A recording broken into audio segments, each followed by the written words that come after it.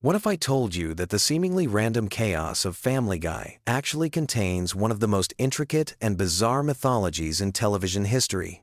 Tonight, we're diving deep into the strange, wonderful, and oddly comforting world of Family Griffin lore that will transport you to Quahog and beyond.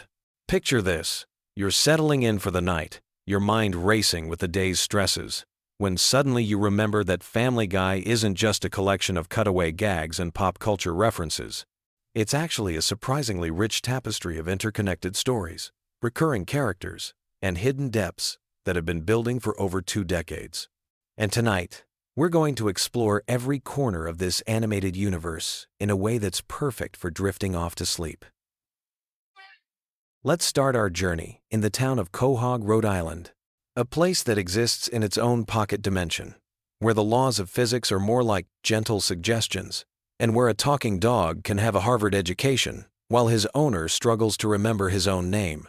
Quahog isn't just any fictional town. It's a carefully constructed world, with its own history, geography, and cast of hundreds of recurring characters, who each have their own stories to tell. The Griffin family home at 31 Spooner Street serves as our anchor point in this universe. This house has witnessed more supernatural events, time travel incidents, and reality-bending situations than most interdimensional portals. The basement alone has served as everything from a torture chamber to a speakeasy to a portal to different timelines. Each room in this house carries the weight of countless adventures, and if these walls could talk, they'd probably have their own spin-off series. Peter Griffin himself represents something fascinating in the realm of animated characters. He's not just a bumbling father figure. He's a force of nature who somehow manages to survive situations that would destroy lesser mortals. His job, history reads like a fever dream. Brewery worker, fisherman, Renaissance fair knight, bodyguard, paparazzi photographer, and even, briefly, the Pope. Each career change isn't just a throwaway gag, but adds another layer to the mythology of a man who seems to exist outside the normal rules of consequence and reality. The relationship between Peter and his nemesis Giant Chicken, whose real name is Ernie, represents one of television's greatest ongoing feuds. Their battles have destroyed significant portions of Quahog multiple times, yet somehow the town always rebuilds, often in slightly different configurations. These fights aren't just slapstick comedy. They're epic confrontations that span years of real-time storytelling, with each encounter escalating in scope and destruction. The chicken fights serve as a perfect metaphor for the cyclical nature of conflict and resolution, playing out across seasons like a modern-day mythological struggle between order and chaos. Stewie Griffin occupies a unique position in this universe as perhaps the most complex character in animated television.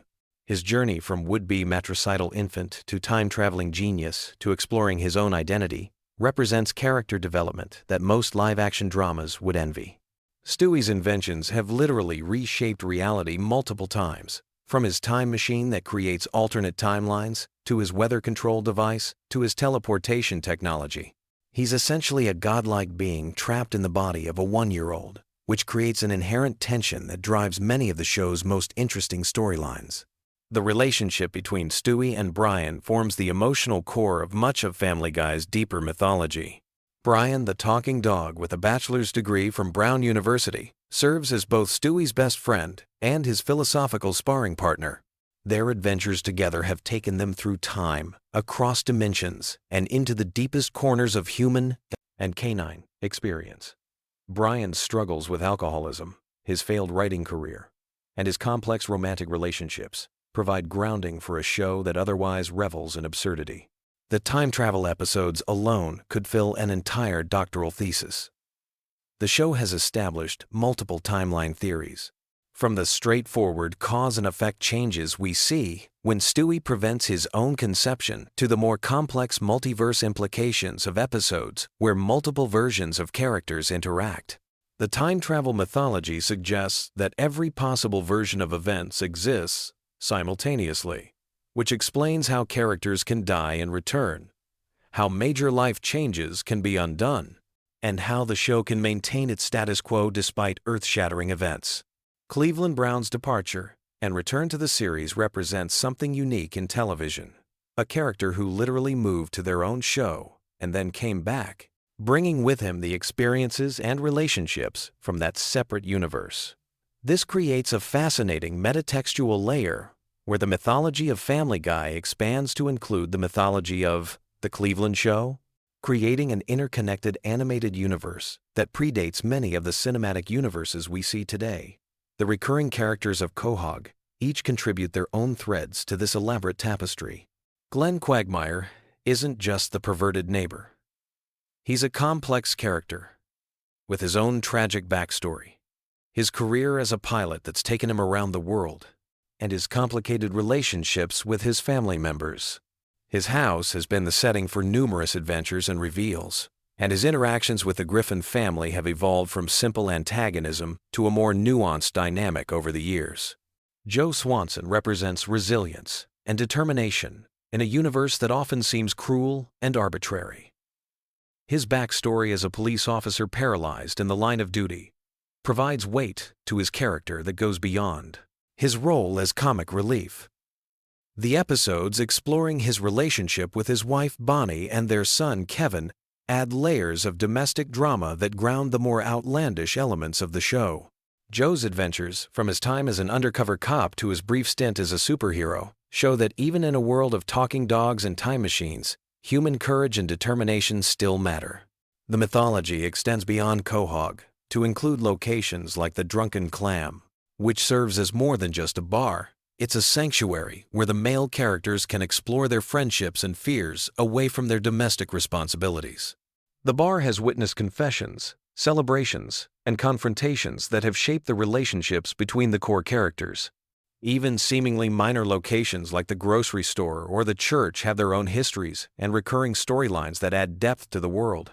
The show's approach to celebrity culture creates its own mythology within the mythology. The numerous celebrity appearances aren't just random cameos. They often serve specific narrative functions and become part of the show's internal logic. When celebrities appear as themselves in Quahog, they enter a world where the normal rules don't apply, leading to interactions that are both surreal and surprisingly meaningful. These episodes often explore themes of fame, authenticity, and the price of celebrity in ways that are both hilarious and oddly poignant. The holiday episodes of Family Guy deserve special mention in any discussion of the show's mythology. Christmas episodes don't just repeat the same themes, they build on each other, creating an ongoing narrative about family, tradition, and the meaning of celebration in a chaotic world. The Halloween episodes explore different aspects of horror and the supernatural, often revealing hidden depths to characters we think we know completely. These seasonal episodes serve as anchor points in the show's timeline, providing structure to what might otherwise seem like random storytelling. The show's relationship with death is particularly fascinating from a mythological perspective. Characters die and return regularly, but these deaths aren't meaningless. They serve specific narrative purposes and often lead to character growth or revelation. When Brian died temporarily, the impact rippled through the entire cast and fanbase, demonstrating how deeply these characters have embedded themselves in our collective consciousness. The fact that death isn't permanent in this universe doesn't make it less meaningful. It makes it a tool for exploring different aspects of loss, grief, and redemption. The musical episodes and sequences throughout the series create their own subset of mythology. From Stewie's elaborate musical numbers to Peter's various band formations, music serves as a way for characters to express emotions and ideas that might otherwise be difficult to convey. These musical moments often reveal hidden talents and desires, adding new dimensions to familiar characters. The songs themselves become part of the show's cultural impact, living on beyond their original episodes. The show's exploration of alternate versions of characters provides fascinating glimpses into different possibilities within the Family Guy universe. Evil versions, successful versions, and radically different versions of familiar characters show us that the people we know are just one possible outcome of countless variables. This multiverse approach allows the show to explore different aspects of personality and relationships while maintaining the core dynamics that make the show work. The animal characters beyond Brian add their own elements to the mythology. From Vinny, the dog who temporarily replaced Brian, to the various pets and creatures that have appeared throughout the series, each brings their own perspective on the human condition. These characters often serve as voices of reason or chaos, depending on what the story requires, and their interactions with the main cast reveal different aspects of the characters' personalities. The show's approach to education and intelligence creates interesting contradictions that add depth to the mythology. While Peter is often portrayed as unintelligent, he occasionally displays surprising knowledge or skills that suggest hidden depths. Lois's background in music and her various adventures show that she's much more than just a patient wife and mother. These moments of unexpected competence or knowledge add layers to characters that might otherwise seem one-dimensional. The recurring gags and references throughout the series create their own mythology of inside jokes and shared experiences. The chicken fights, the various ways characters fall and hurt their knees, and the countless cutaway gags all contribute to a shared language that longtime viewers understand implicitly. These elements create a sense of community among fans and add richness to the viewing experience that rewards attention and memory. The show's treatment of technology and progress reflects our own changing relationship with innovation and change. From Stewie's advanced inventions to the family's struggles with new gadgets and social media, Family Guy chronicles our collective journey through the digital age. The technology in the show often serves as a catalyst for character development or plot advancement, showing how tools and toys can reveal hidden aspects of personality and relationships. As we reach the end of our journey through Family Guy's hidden mythology, it becomes clear that this seemingly simple cartoon has created something much more complex and enduring than its surface-level humor might suggest. The world of Quahog and its inhabitants represents a unique achievement in animated storytelling. A universe where anything can happen, but where the core relationships and emotions remain recognizably human. The comfort we find in Family Guy's chaos comes from its consistency within inconsistency. While the plots may be unpredictable and the situations absurd, the characters remain true to their essential natures, creating a reliable foundation beneath all the mayhem.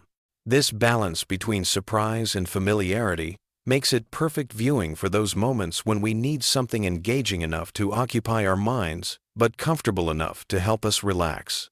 Tonight, as you drift off to sleep, let your mind wander through the streets of Quahog, where talking dogs debate philosophy, babies build time machines, and ordinary families navigate extraordinary circumstances with humor and heart. In this world where anything is possible, perhaps the most magical thing of all is that love and friendship somehow manage to survive and thrive despite all the chaos surrounding them. Sweet dreams.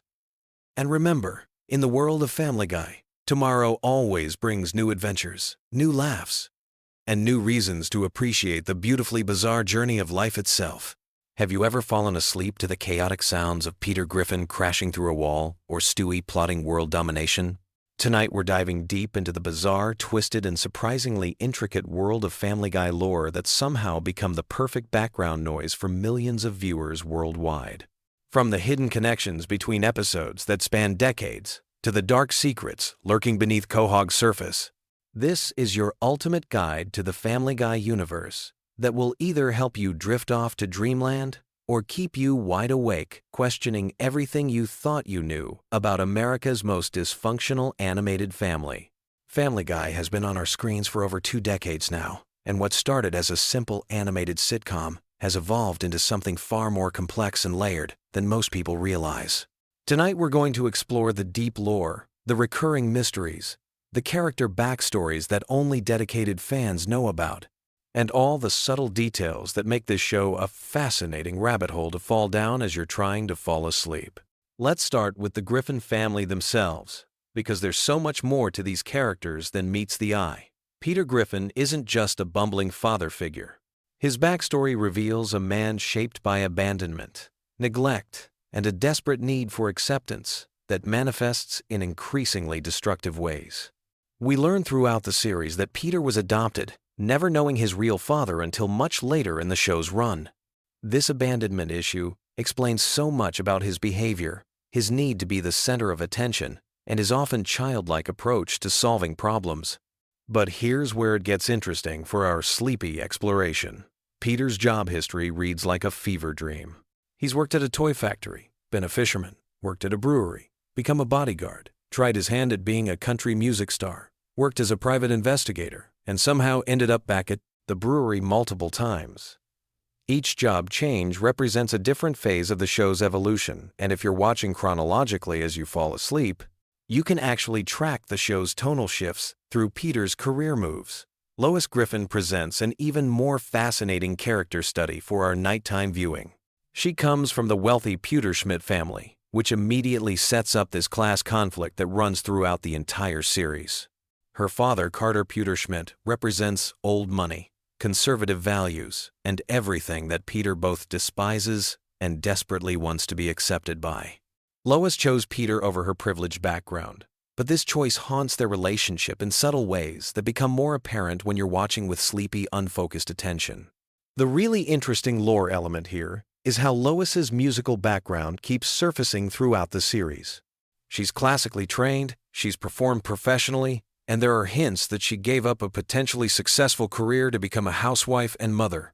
These musical moments in the show often serve as brief respites from the chaos, making them perfect for viewers who are using the show to wind down. Now let's talk about Meg, because her character arc is actually one of the most complex and disturbing elements of the Family Guy universe. What starts as typical teenage awkwardness evolves into something much darker. The family's treatment of Meg goes beyond normal sibling rivalry or parental frustration. It becomes a systematic emotional abuse that the show initially played for laughs, but gradually reveals as genuinely harmful. The lore around Meg includes several episodes that suggest she's actually the most mentally stable and capable member of the family, which makes her treatment even more tragic. She's shown to be intelligent, talented, and capable of genuine empathy, qualities that the rest of the family either ignores or actively punishes. For viewers drifting off to sleep, Meg's storylines often provide a strange sort of comfort because they're usually quieter and more introspective than the main family chaos. Chris Griffin's character development follows a different trajectory entirely. While he's often dismissed as the dumb kid, the show's lore reveals that Chris has artistic talent, musical ability, and emotional intelligence that surpasses most of his family members. His relationship with his father is complicated by Peter's own insecurities about masculinity and success. Chris represents the possibility of breaking the cycle of dysfunction, which gives his character an underlying hopefulness that works well for bedtime viewing. But let's dive into the real star of Family Guy's complex lore, Stewie Griffin. This character has undergone one of the most dramatic evolutionary arcs in television history. He started as a genuinely evil baby bent on world domination and matricide, but gradually transformed into a complex character dealing with identity, sexuality, and belonging. The show never explicitly addresses this transformation, which creates this fascinating ambiguity about whether Stewie actually changed or whether we're just seeing different aspects of his personality. The time travel episodes featuring Stewie create some of the most intricate lore in the entire series. His future selves, his various timelines, and his technological capabilities suggest a level of intelligence and capability that extends far beyond what we see in regular episodes. These time travel storylines often involve quieter, more contemplative moments that are perfect for viewers who are trying to relax. Stewie's relationship with Brian creates another layer of lore that's perfect for our sleepy exploration. Their friendship transcends the typical pet-owner relationship and becomes something closer to intellectual partnership. They travel together, solve problems together, and engage in philosophical discussions that often serve as the show's more thoughtful moments. Their dynamic provides a consistent emotional anchor throughout the series' more chaotic elements. Speaking of Brian, his character lore is incredibly rich and often overlooked. He's not just a talking dog. He's a failed writer, a recovering alcoholic, a liberal intellectual, and someone struggling with depression and self-worth issues. His various romantic relationships throughout the series reveal someone desperately seeking validation and connection. His death and resurrection in later seasons created one of the most emotionally impactful storylines in the show's history, demonstrating how attached viewers had become to his character. The setting of Quahog itself deserves exploration in our lore deep dive. This fictional Rhode Island town has its own mythology, complete with local celebrities, recurring businesses, and a distinct culture. The Drunken Clam serves as a central gathering place where much of the show's male bonding and philosophical discussions occur. Mort Goldman's pharmacy, the local news station, and various other businesses create a sense of continuity and community that grounds the more absurd elements of the show. Cleveland's departure and return to the series creates interesting lore implications. His time in Virginia with his own spin-off show exists in the same universe, and references to his experiences there occasionally surface in Family Guy episodes. This interconnected universe concept adds depth for viewers who are familiar with both shows. Quagmire's character provides some of the darkest lore in the entire series. While often played for laughs, his behavior patterns suggest serious psychological issues and criminal tendencies. The show occasionally hints at a more complex backstory involving his father's gender transition, his military service, and his dysfunctional relationship patterns. These darker elements create an interesting contrast with his seemingly cheerful demeanor.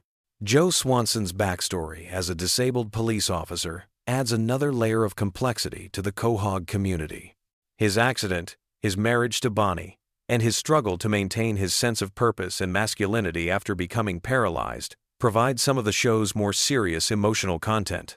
His friendship with Peter, Cleveland, and Quagmire often explores themes of loyalty, acceptance, and adaptation that work well for contemplative viewing.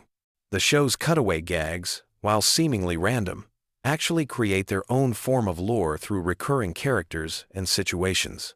Conway Twitty appearances, the various historical figures Peter claims to have interacted with, and the recurring joke characters all contribute to the show's internal mythology. These cutaways often provide brief mental breaks that can be soothing for viewers trying to wind down.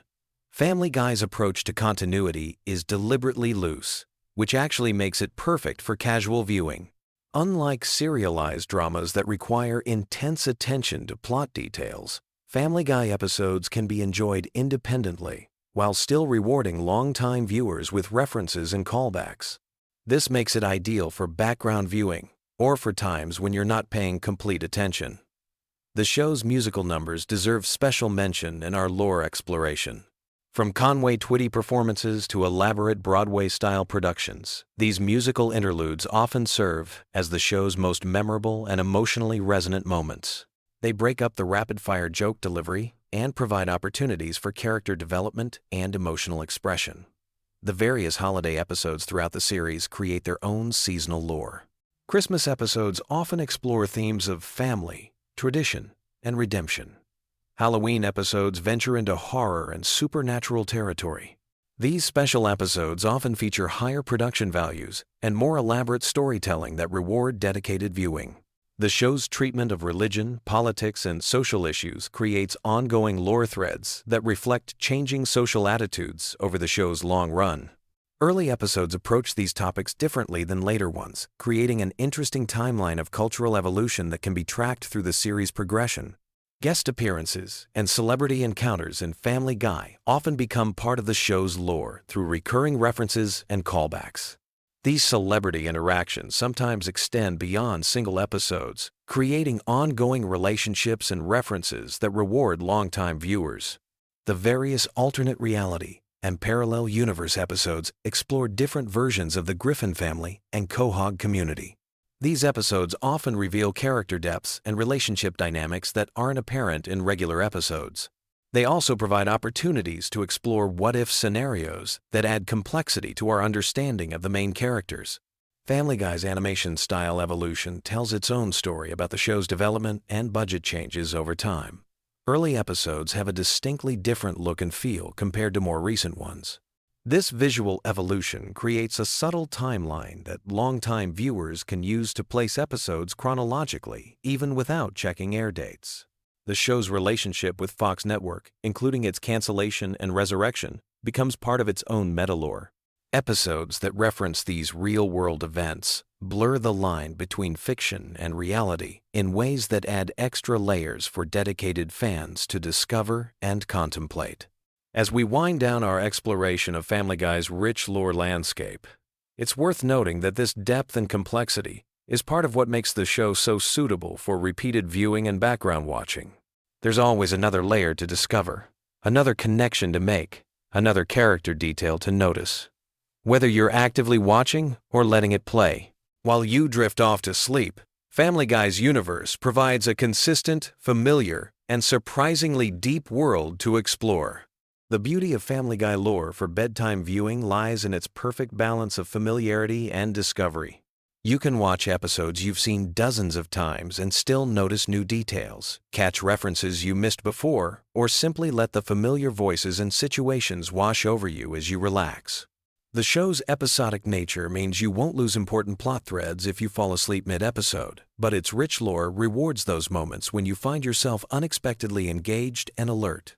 Sweet dreams, and remember that somewhere in Quahog, Peter Griffin is probably about to do something that will somehow make perfect sense within the wonderfully chaotic universe that has been entertaining us for over 2 decades. Have you ever wondered why Family Guy has been running for over 2 decades and somehow still manages to surprise us with its bizarre storylines and character developments? Tonight we're diving deep into the twisted wonderland that is Family Guy lore, exploring every hidden detail, forgotten plotline, and mind-bending continuity that makes this animated universe so captivating. So grab your favorite blanket, settle in, and let's explore the chaotic genius of Seth MacFarlane's creation in the most relaxing way possible. Family Guy first premiered in 1999, introducing us to the Griffin family in the fictional town of Quahog, Rhode Island. But what makes this show truly fascinating isn't just its crude humor or celebrity parodies. It's the intricate web of backstories, recurring characters, and interconnected plotlines that have evolved over more than 20 seasons. The show has created an entire universe with its own rules, physics, and logic that somehow makes perfect sense within its own context. Let's start with the patriarch of the family, Peter Griffin. On the surface, he appears to be just another bumbling cartoon dad, but his character has layers upon layers of complexity that have been revealed over the years. Peter works at the Pawtucket Patriot Brewery, a job he's held for most of the series despite his obvious incompetence.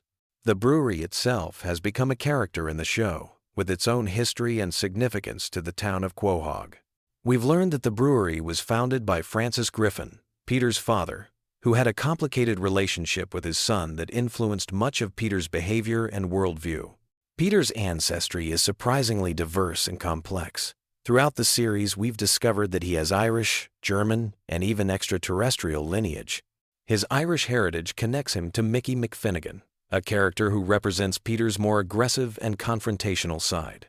The German connection links him to Franz Gutentag, revealing Peter's capacity for both creativity and destruction. These ancestral connections aren't just throwaway gags, but actually inform Peter's personality and explain some of his more extreme behaviors. The Griffin house itself is a character with its own mysteries and secrets. Located at 31 Spooner Street, the house has witnessed countless bizarre events and transformations. The basement has served as everything from a speakeasy during Prohibition flashbacks to a torture chamber in various episodes. The house's layout seems to change depending on the needs of each episode, but certain elements remain consistent, creating a sense of familiarity and comfort for longtime viewers. Lois Griffin brings her own rich backstory to the family dynamic. Born into the wealthy Pewterschmidt family, she gave up a life of luxury to marry Peter, a decision that continues to baffle her parents throughout the series. Her musical talents, particularly her piano skills, have been a recurring element that adds depth to her character. Lois has also demonstrated surprising combat skills and strategic thinking, suggesting a more complex personality beneath her patient housewife exterior. The Pewterschmidt family fortune adds another layer to the show's mythology. Francis Pewterschmidt's wealth comes from various questionable business ventures, including connections to organized crime and political corruption. This background creates interesting dynamics when the Griffin family interacts with Lois's relatives, often highlighting the contrast between Peter's working-class sensibilities and the upper-class world Lois left behind. Meg Griffin represents one of the most interesting character developments in the series. Initially portrayed as a typical teenage daughter, Meg has evolved into something much more complex. Her treatment by the family serves multiple narrative purposes, from comic relief to social commentary. But beneath the surface abuse lies a character with remarkable resilience and hidden depths. Meg has demonstrated extraordinary survival skills, leadership abilities, and even psychopathic tendencies that suggest she may be the most dangerous member of the Griffin family. The show has explored Meg's potential futures in various episodes, showing her as everything from a successful businesswoman to a hardened criminal. These glimpses into alternate timelines reveal that Meg's current situation may be holding back someone with tremendous potential for both good and evil. Her relationship with her family, particularly her father, reflects broader themes about family dynamics and the impact of emotional abuse on personal development. Chris Griffin embodies the innocent chaos that runs through the Griffin family DNA. His artistic talents and creative imagination often serve as windows into the show's more surreal elements. Chris's drawings and stories frequently predict or parallel the main plot lines, suggesting he may have some form of prescient abilities. His relationship with his imaginary friend and various supernatural encounters hint at a deeper connection to the mystical elements that occasionally surface in the show. The youngest Griffin, Stewie, presents perhaps the most complex character in the entire series. His intelligence fluctuates dramatically depending on the needs of each episode, but his core personality remains consistently fascinating. Stewie's relationship with time travel has become central to the show's mythology, allowing for exploration of alternate timelines and potential futures. His scientific genius enables him to create impossible inventions that somehow function within the show's universe. Stewie's sexuality has been handled with surprising nuance throughout the series. Rather than making definitive statements, the show has allowed his character to evolve naturally, exploring themes of identity and self-discovery in ways that feel authentic despite the absurd context. His relationships with other characters, particularly Brian and Chris, reveal different aspects of his personality and emotional development. Brian Griffin occupies a unique position as both pet and family member. His intellectual pretensions and political opinions often serve as a voice of reason within the chaotic Griffin household, though his own flaws and hypocrisies are regularly exposed. Brian's writing career provides commentary on artistic ambition and the struggle for creative success. His various romantic relationships and personal failures make him one of the most relatable characters, despite being a talking dog. The show has explored Brian's mortality in ways that other animated series rarely attempt.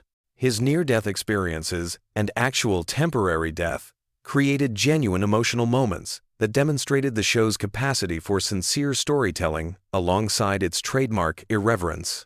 Brian's relationship with alcohol and his struggles with depression add layers of complexity that elevate him beyond simple comic relief. Quahog itself functions as more than just a setting for the Griffin family's adventures. The town has its own history, politics, and culture that influence the stories and characters. The Drunken Clam serves as Peter's primary social hub, where he interacts with his core group of friends. These friendships have evolved over the years, revealing backstories and dynamics that enrich the overall narrative. Cleveland Brown's departure and subsequent return to the show created interesting continuity questions and opportunities for character development. His friendship with Peter predates the series and provides stability in Peter's otherwise chaotic social life. Joe Swanson's paralysis and his career as a police officer create dramatic tension and opportunities for both humor and genuine emotion. Glenn Quagmire represents the show's most controversial character, whose extreme behavior serves as commentary on toxic masculinity and social boundaries. The recurring villains and antagonists in Family Guy create ongoing narrative threads that connect episodes across seasons. Ernie the Giant Chicken represents Peter's capacity for holding grudges and his tendency toward extreme responses to minor slights. Their elaborate fight sequences have become legendary within the show's mythology, each one topping the previous encounter in terms of scope and destruction. The evil monkey in Chris's closet evolved from a simple sight gag into a character with his own motivations and backstory. The resolution of his conflict with Chris demonstrated the show's ability to address long-running mysteries while maintaining its comedic sensibilities. These types of character arcs show that even the most absurd elements of the show can be given meaningful context and resolution. Death himself has appeared multiple times throughout the series, establishing a mythology around mortality and the afterlife within the Family Guy universe. His interactions with the Griffin family suggest they occupy a special place in the cosmic order, perhaps explaining their ability to survive increasingly dangerous and absurd situations. The show's handling of religious and spiritual themes walks a careful line between satire and genuine exploration of existential questions. The multiverse concept has become increasingly important to Family Guy's storytelling approach. Episodes featuring alternate versions of the characters allow for exploration of different possibilities and character development paths. These alternate realities often reveal core truths about the main characters by showing how they might behave under different circumstances. The Road 2 episodes featuring Stewie and Brian's adventures in different locations showcase the show's ability to parody various genres while advancing character relationships. These episodes often feature higher production values and more sophisticated storytelling techniques, demonstrating the creative team's range and ambition. The locations themselves become characters, each presenting unique challenges and opportunities for character growth. Celebrity encounters within the show create a meta-commentary on fame and popular culture. Rather than simple cameo appearances, these interactions often reveal aspects of the Griffin family's personalities and values. The show's willingness to satirize celebrities, while also humanizing them, creates complex relationships between fiction and reality. The time travel elements introduced through Stewie's inventions have allowed the show to explore historical periods and potential futures. These temporal adventures often carry surprising emotional weight, as characters confront the consequences of their actions across different time periods. The rules governing time travel within the show's universe remain deliberately vague, allowing for maximum storytelling flexibility. Family Guy's handling of controversial topics demonstrates a sophisticated understanding of comedy's role in social commentary. By pushing boundaries and challenging taboos, the show creates opportunities for genuine discussion about difficult subjects. The characters' reactions to these situations often reveal their core values and moral frameworks, adding depth to what might otherwise be simple shock humor. The show's relationship with its own continuity creates interesting meta-textual layers. Episodes that acknowledge previous events or reference long-running jokes demonstrate respect for longtime viewers while remaining accessible to newcomers. This balance between continuity and accessibility requires careful attention to storytelling craft that often goes unnoticed. The musical elements throughout Family Guy serve multiple narrative functions beyond simple entertainment. Conway Twitty appearances became running gags that tested viewer patience while commenting on pacing and expectations. The original songs created for the show often advance character development or provide emotional release during particularly intense storylines. The animation style itself has evolved significantly since the show's debut, reflecting both technological advances and changing aesthetic preferences. The increased detail and smoother movement in recent seasons create different possibilities for visual storytelling and character expression. These improvements allow for more subtle emotional moments and complex sight gags. The show's international episodes and cultural references demonstrate awareness of global perspectives while maintaining its distinctly American viewpoint. These cultural explorations often reveal the characters' prejudices and assumptions, creating opportunities for growth and understanding.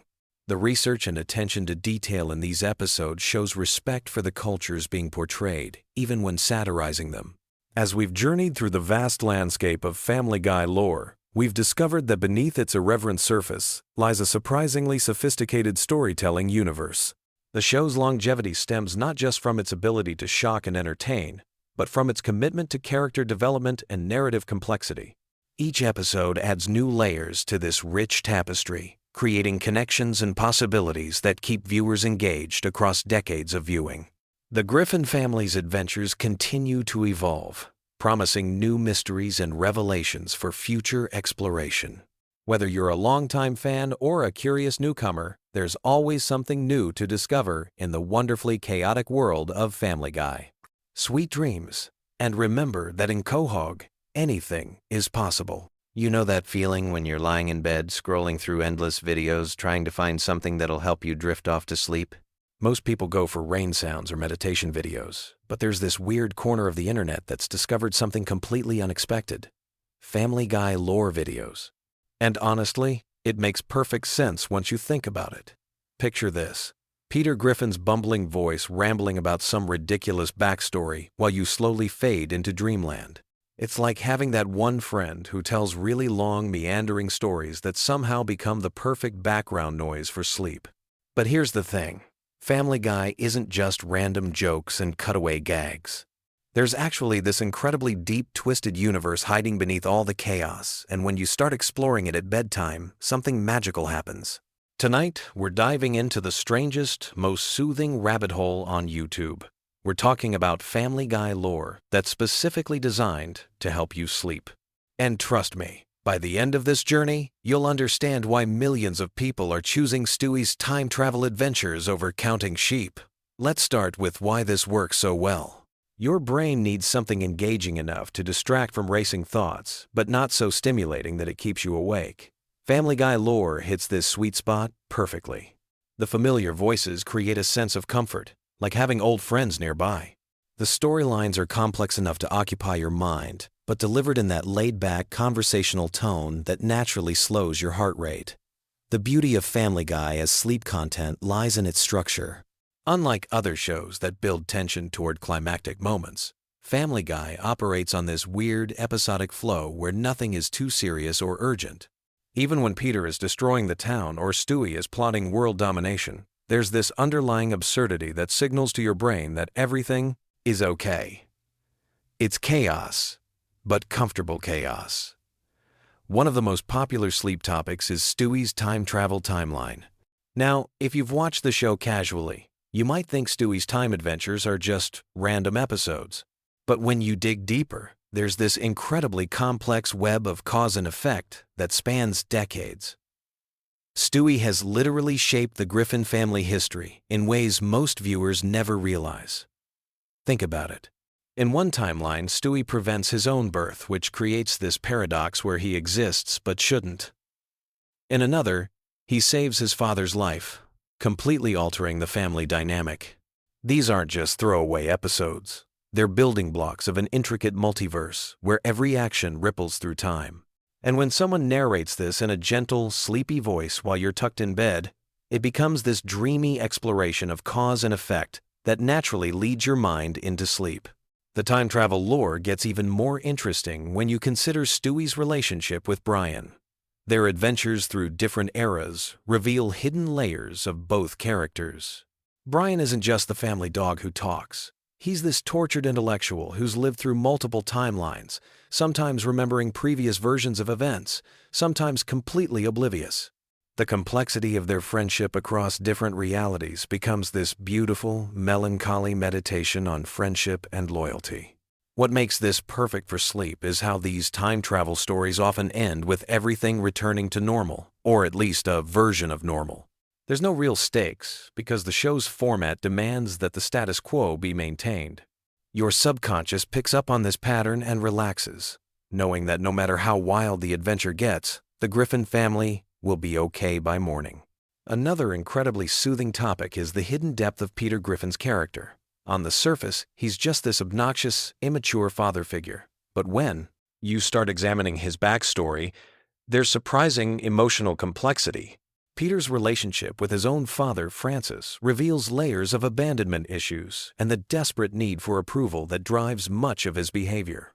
The Catholic guilt that shapes Peter's worldview, his struggles with identity, his genuine love for his family despite constantly endangering them, all of this creates this rich psychological portrait. When narrated as bedtime content, Peter's flaws become almost endearing. He's not a bad person, he's just deeply human in the most ridiculous possible way. The show has quietly built this mythology around Peter's various jobs and failures. From working at the brewery to his brief stint as a country music star, each career represents a different aspect of the American dream gone wrong. But instead of being depressing, it's oddly comforting. Peter always bounces back, always finds something new to be enthusiastic about. His resilience becomes this gentle reminder that failure isn't permanent, that there's always another chance to mess things up in new and interesting ways. Lois Griffin's background provides another rich vein of sleep-friendly lore. Her wealthy upbringing, her musical talents, her complicated relationship with her parents. All of this creates this fascinating contrast with her current life. She chose chaos over comfort, love over luxury. When explored in that drowsy, contemplative tone that characterizes good sleep content, Lois becomes this complex figure who represents the compromises we all make for love. The show has revealed that Lois has this incredibly patient, almost saint-like quality that allows her to tolerate Peter's behavior. But occasionally, we see cracks in this facade, moments where her true feelings break through.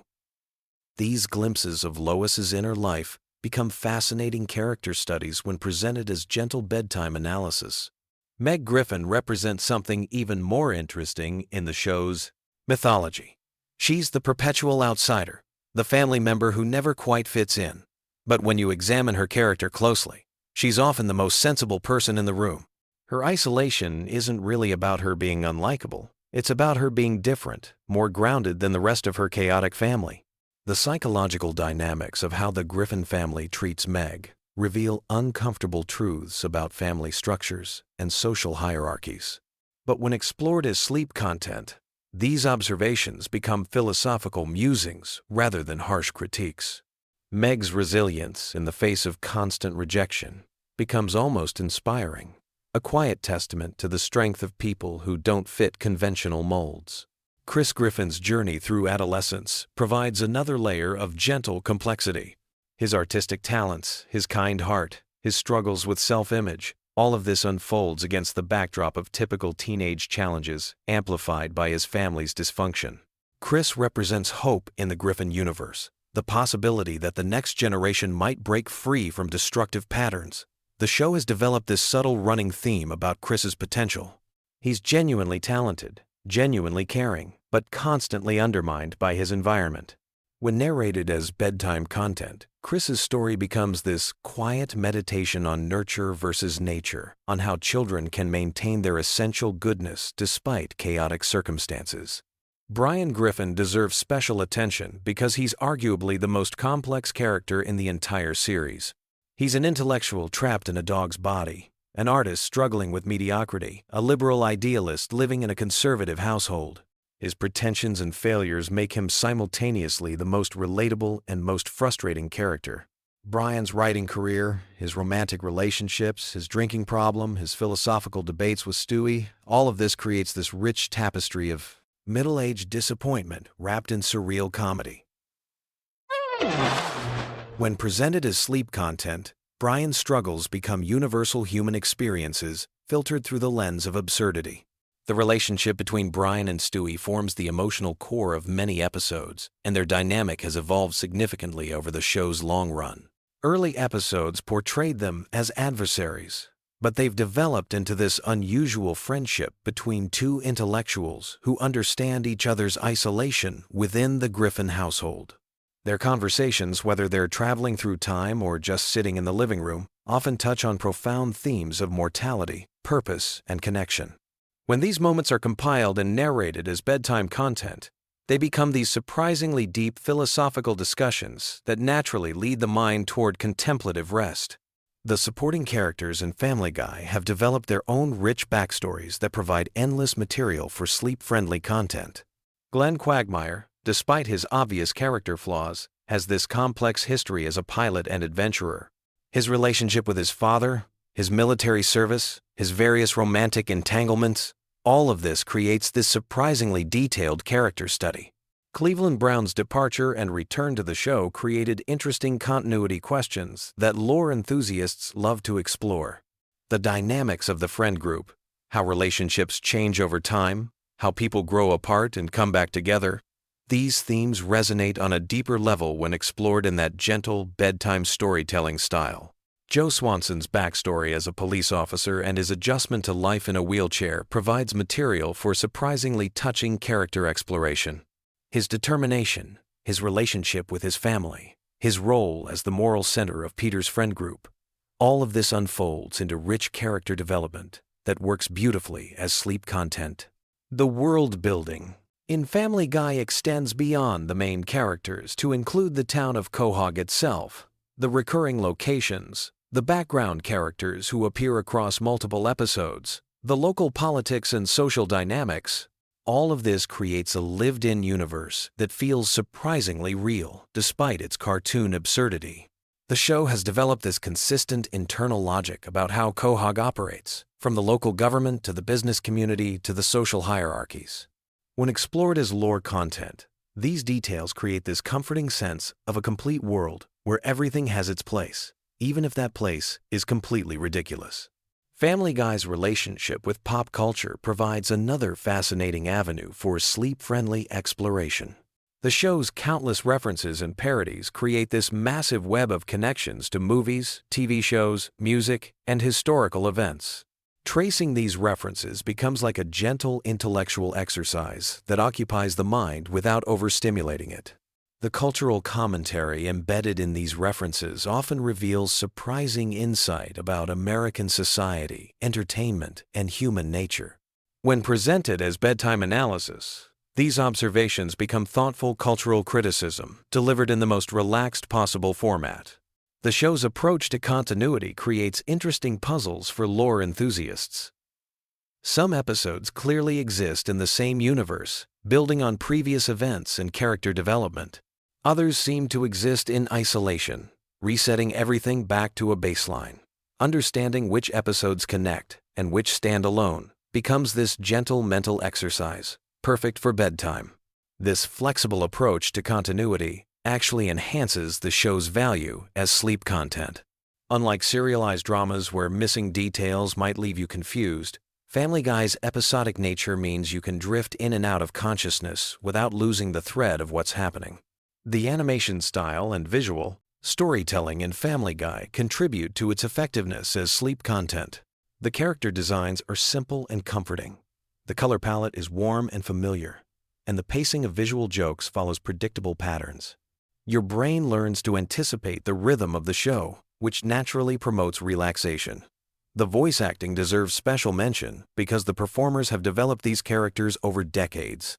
The familiarity of these voices creates an immediate sense of comfort and security. Seth MacFarlane's multiple character voices, Alex Borstein as Lois, Mila Kunis as Meg, each voice becomes like a comfortable presence in your bedroom. The musical elements in Family Guy add another layer of sleep-friendly content. The show frequently features elaborate musical numbers that range from Broadway-style productions to simple character songs. These musical interludes often reveal character depths and emotions that regular dialogue might not capture. When compiled as sleep content, these musical moments become like gentle lullabies that showcase different aspects of the characters' personalities. Conway Twitty performances, Stewie's show tunes, Peter's various musical adventures, all of this creates a diverse soundtrack for drifting off to sleep. The show's exploration of family dynamics provides universal themes that resonate regardless of the absurd context. The Griffin family, despite their dysfunction, genuinely cares about each other. Their conflicts and reconciliations follow familiar patterns that most viewers can relate to from their own family experiences. When examined as bedtime content, these family relationships become comforting reminders of the complexity and resilience of human connections. Even when Peter does something incredibly selfish or Stewie plots against his mother, the underlying love and loyalty always reassert themselves. The meta-humor in Family Guy creates another interesting layer for lore exploration. The show frequently acknowledges its own existence as a television program, breaking the fourth wall and commenting on its own production. These moments create this playful relationship between the show and its audience that enhances its value as comfort viewing. Understanding the real-world context behind certain episodes and jokes adds depth to the viewing experience without requiring intense concentration. The show's commentary on television, animation, and entertainment industry becomes gentle insider knowledge that enhances appreciation without demanding active analysis. The evolution of Family Guy over its many seasons provides rich material for comparative analysis. Early episodes had different character dynamics, different humor styles, and different production values. Tracing how the show has changed and developed becomes like following the growth of old friends. This long-term perspective on the series creates a sense of history and continuity that enhances its comfort value. You're not just watching random episodes. You're participating in this ongoing story that has unfolded over decades of real time. The fan community around Family Guy has developed its own theories and interpretations that add layers of meaning to seemingly simple episodes. These fan theories become part of the show's extended lore, creating additional content for exploration and discussion. When presented as bedtime content, these fan interpretations and theories become like bedtime stories shared among friends. They're speculative and playful rather than definitive, which makes them perfect for that drowsy state between wakefulness and sleep. The cultural impact of Family Guy extends beyond entertainment into social commentary and cultural criticism. The show has influenced animation, humor, and television production in measurable ways. Understanding this broader impact adds depth to individual episodes without requiring intense focus. This cultural context becomes another gentle layer of analysis that enhances the viewing experience. You're not just watching cartoons, you're experiencing a significant piece of contemporary American culture that has shaped entertainment and comedy. The merchandising and spin-off content around Family Guy creates additional universe expansion that lore enthusiasts love to explore. Video games, books, merchandise, and related media all contribute to the overall Griffin family mythology. These extensions of the core show become like supplementary reading that enhances understanding without being essential. They're bonus content that rewards dedicated fans while remaining accessible to casual viewers. So there you have it, the surprisingly deep and genuinely soothing world of Family Guy lore designed specifically for sleep. What started as a simple animated comedy has evolved into this rich, complex universe filled with character development, cultural commentary, and surprisingly profound themes about family, friendship, and human nature. The next time you're lying awake at 3 a.m, scrolling through endless content options, remember that sometimes the most unexpected choices make the best bedtime companions. Peter Griffin's chaotic adventures and Stewie's time travel paradoxes might just be exactly what your brain needs to finally relax and drift off into peaceful sleep. Sweet dreams. And remember, in the multiverse of Family Guy, everything always works out in the end, which is exactly the kind of reassurance we all need before closing our eyes for the night. Picture this. You're lying in bed, scrolling through endless YouTube videos, desperately searching for something that will finally help your brain shut off and drift into peaceful sleep. But here's the thing. What if I told you that one of the most chaotic, irreverent animated shows on television actually contains some of the most intricate, soothing lore that's perfect for bedtime listening? Tonight, we're diving deep into the surprisingly complex world of Family Guy, exploring the hidden depths, character backstories, and interconnected mysteries that will gently carry you off to dreamland. You might be wondering how a show known for its cutaway gags and crude humor could possibly be relaxing. But trust me, when you peel back the layers of chaos and focus on the underlying mythology, Family Guy reveals itself to be a masterpiece of world building that's been quietly developing for over 2 decades. So get comfortable, dim those lights, and let me take you on a journey through Quahog that you've never experienced before. Let's start with the Griffin family home itself, that iconic house at 31 Spooner Street. This isn't just any ordinary suburban dwelling. There is a character in its own right, with a history that stretches back generations. The house has witnessed countless adventures, housed multiple families, and even survived being completely destroyed and rebuilt. There's something deeply comforting about the consistency of this space. The way the living room layout never changes, how the kitchen remains a constant gathering place for the family's most important moments. The basement of the Griffin house holds particular significance in the show's lore. It's not just where Peter keeps his exercise equipment that he never uses. It's been a fallout shelter, a laboratory, a secret hideout, and even a portal to other dimensions in various episodes. The basement represents the hidden depths beneath the surface chaos of the Griffin family life, much like how this very video represents the hidden depths beneath Family Guy's surface comedy. Speaking of Peter Griffin, let's explore the surprisingly complex psychology of this seemingly simple character. Peter isn't just a bumbling father figure. He's a man with deep-seated insecurities, childhood trauma, and an almost childlike wonder about the world around him. His relationship with his father, Mickey McFinnigan, shaped his entire worldview. Growing up believing his father was dead, only to discover he was actually alive and working as a knight at medieval times, created a fundamental trust issue that manifests in Peter's often erratic behavior. Peter's various career changes throughout the series aren't just random plot devices, they represent his constant search for identity and purpose.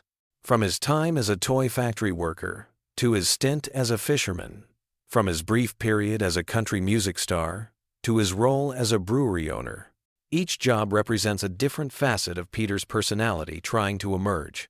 The fact that he always returns to the brewery suggests that, deep down, Peter understands that consistency and routine are what truly matter in life. The relationship between Peter and his wife Lois is built on a foundation that runs much deeper than surface-level attraction. Lois Pewterschmidt-Griffin comes from incredible wealth and privilege, yet she chose to marry a blue-collar worker and embrace a middle-class lifestyle. This decision speaks to her character's core values. She prioritizes love, family, and authenticity over material comfort.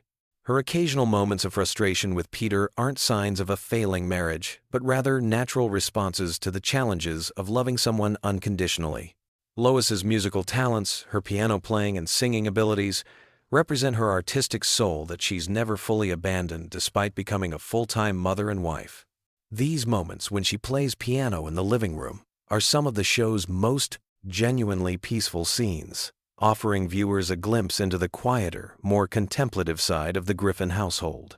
The children of the Griffin family each represent different aspects of human development and potential. Meg, often the target of the family's jokes, is actually the most grounded and emotionally mature member of the household. Her struggles with popularity and self-acceptance mirror the universal teenage experience, but her resilience and ultimate self-worth make her a quietly heroic figure. The way she continues to care for her family despite their treatment of her speaks to an inner strength that's truly admirable. Chris Griffin embodies the awkward transition from childhood to adulthood, with all the confusion and wonder that entails. His artistic talents, his surprising moments of wisdom, and his generally kind nature suggest a bright future ahead. Despite his current social awkwardness, there's something deeply relatable about Chris's journey of self-discovery, his struggles with body image, and his earnest attempts to understand the adult world around him. Then there's Stewie Griffin, perhaps the most complex character in the entire Family Guy universe. Behind his megalomaniacal exterior lies a sophisticated intelligence grappling with existential questions that most adults never even consider. Stewie's time machine adventures aren't just science fiction comedy, they represent humanity's eternal desire to understand our place in the universe, to correct our mistakes, and to glimpse what lies ahead. The evolution of Stewie's character from would-be world conqueror to confused child genius to questioning young person represents one of television's most subtle and well-executed character developments. His relationship with Brian the dog serves as the emotional core of many episodes, showing how friendship can transcend species, age, and even sanity. Brian Griffin deserves special attention in any discussion of Family Guy lore. As the family dog who walks upright, speaks eloquently, and pursues intellectual interests, Brian represents the aspirational aspects of human nature. His struggles with alcoholism, his romantic failures, and his literary ambitions make him perhaps the most human character on the show, despite being a dog. Brian's backstory, including his time as a stray in Austin, Texas, and his eventual adoption by the Griffin family, speaks to themes of belonging and found family that resonate deeply with viewers. His college education, his liberal political views, and his artistic pretensions might make him seem pretentious, but they also represent the very human desire for self-improvement and intellectual growth. The recurring characters of Quahog create a rich tapestry of small-town life that feels both familiar and fantastical.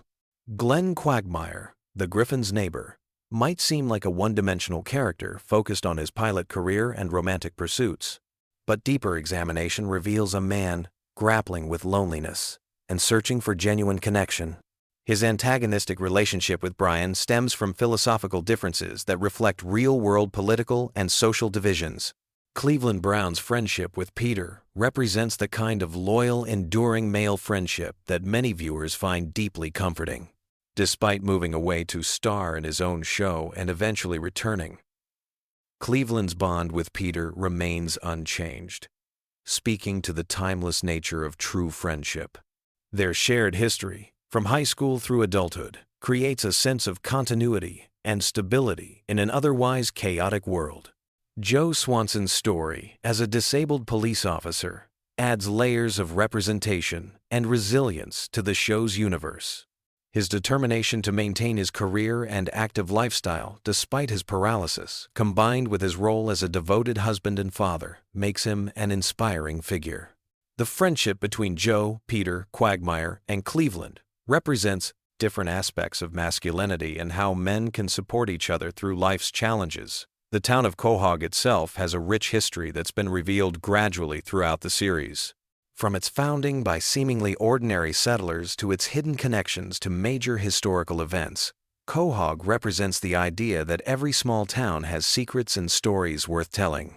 The various businesses, from the Drunken Clam Bar to the Quahog Mini Mart, create a sense of place that feels lived in and authentic. The Drunken Clam, in particular, serves as a sanctuary for the male characters, a place where they can escape the responsibilities and pressures of adult life. The dim lighting, the familiar faces, and the comfortable routine of sharing drinks and conversation create an atmosphere that many viewers find deeply relaxing and nostalgic. Family Guy's approach to continuity is uniquely comforting for late-night viewing. While the show often resets situations and ignores consequences for comedic purposes, certain elements remain constant. Entity, the family's love for each other, their shared experiences, and the fundamental dynamics that define their relationships.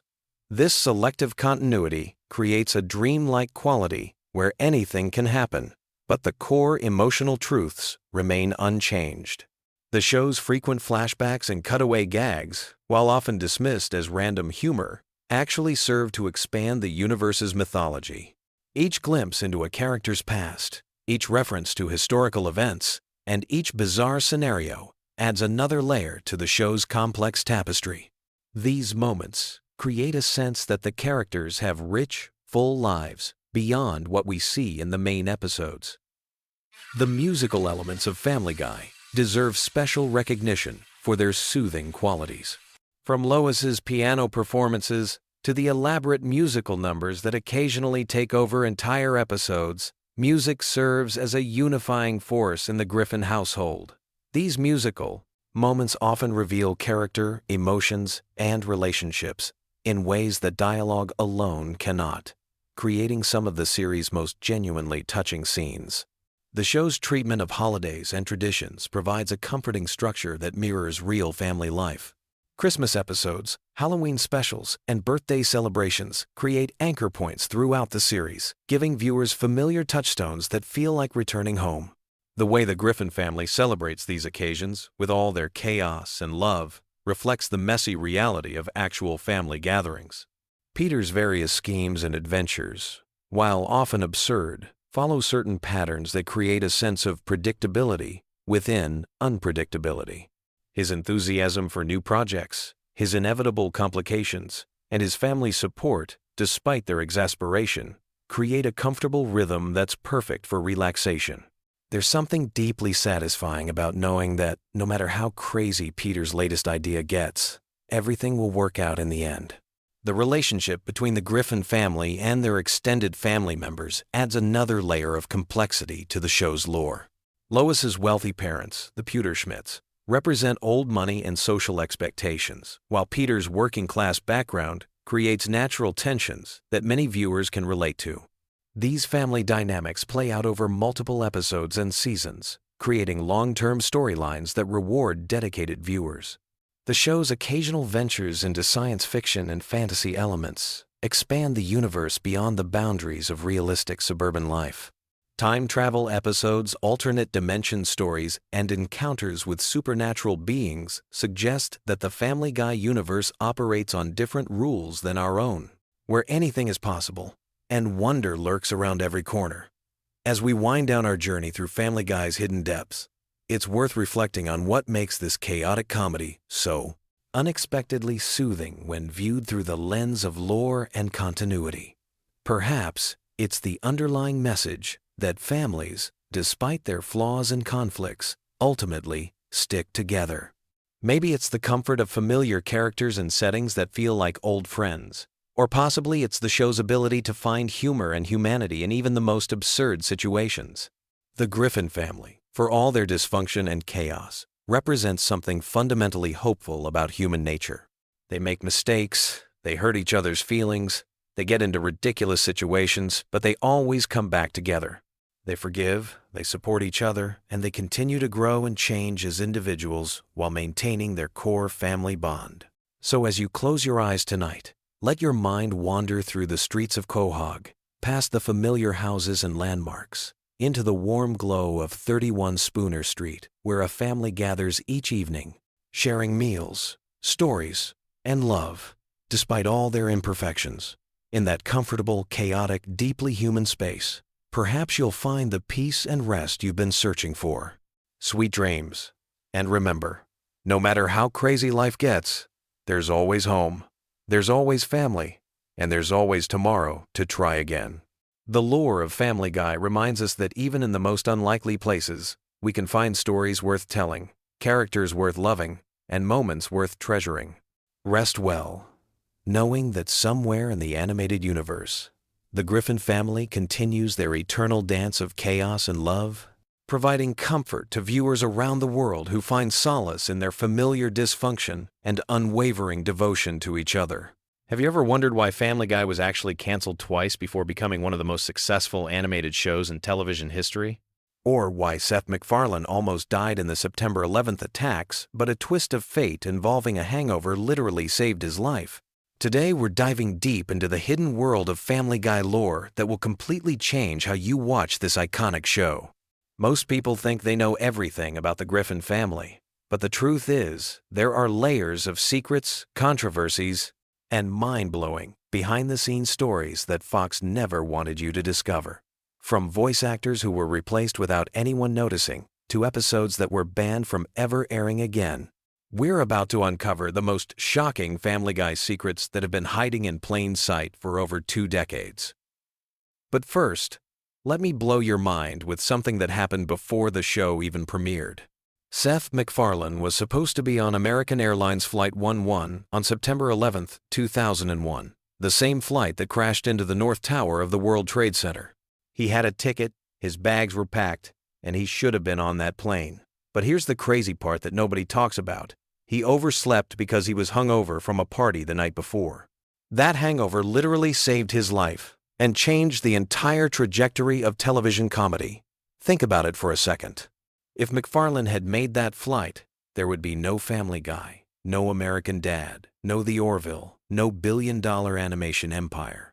One night of partying in 2001 accidentally preserved one of the most influential creators in modern entertainment. But that's just the beginning of how strange and interconnected the Family Guy universe really gets. Let's start with something that will mess with your head every time you watch the show from now on. Mila Kunis, the voice of Meg Griffin, was only 14 years old when she started voicing the character. 14. She literally grew up recording in that booth, and her voice changing during puberty became part of Meg's character development. But here's the part that's even more insane. She lied about her age to get the job. When Kunis auditioned, she told the casting directors she was 18. She figured by the time they found out the truth, she'd already be established in the role. Her gamble paid off, but it created a bizarre situation where a teenage girl was voicing sexual jokes in adult situations that she wasn't even old enough to fully understand. The writers had to be careful about what lines they gave Meg because they had a minor in the recording booth. Speaking of voice acting mysteries, here's something that will make you question everything you think you know about the show's consistency. Phyllis Diller, the legendary comedian, was originally supposed to be the voice of Peter's mother, Thelma Griffin. She recorded several episodes worth of dialogue before the creators decided to kill off the character and replace her with Alex Borstein voicing Peter's new mother-in-law, Barbara Puderschmidt. But the weirdest part isn't that they changed voice actors, it's that they kept some of Phyllis Diller's recorded lines and mixed them with Alex Borstein's voice work in certain episodes. If you listen carefully to some of the early season episodes, you can actually hear the subtle differences in vocal tone and delivery that reveal this hidden voice actor swap that most fans never noticed. Now let's talk about the episode that almost destroyed Family Guy before it even became successful. The episode called When You Wish Upon a Weinstein was considered so controversial that it was pulled from Fox's lineup and didn't air until years later on Cartoon Network. The episode dealt with Peter wanting his family to convert to Judaism because he believed Jewish people were naturally good with money. The controversy wasn't just about the content, it was about the timing. This episode was supposed to air just months after the September 11th attacks, when religious tensions were at an all-time high. Fox executives were terrified that the episode would spark protests, boycotts, and potentially violent reactions. They locked the episode away and pretended it didn't exist for nearly 3 years. But here's what makes this story even more complex.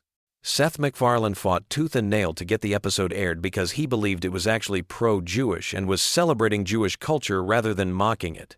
He felt that Fox was being cowardly and missing the point of the satire entirely. The battle over this one episode created a rift between MacFarlane and Fox executives that influenced how the show was handled for years afterward. This brings us to one of the most shocking secrets in Family Guy history. The show was actually canceled twice, and both times it came back from the dead through pure accident. The first cancellation happened after season 2, because Fox executives thought the show was too expensive to produce and wasn't attracting the right demographic.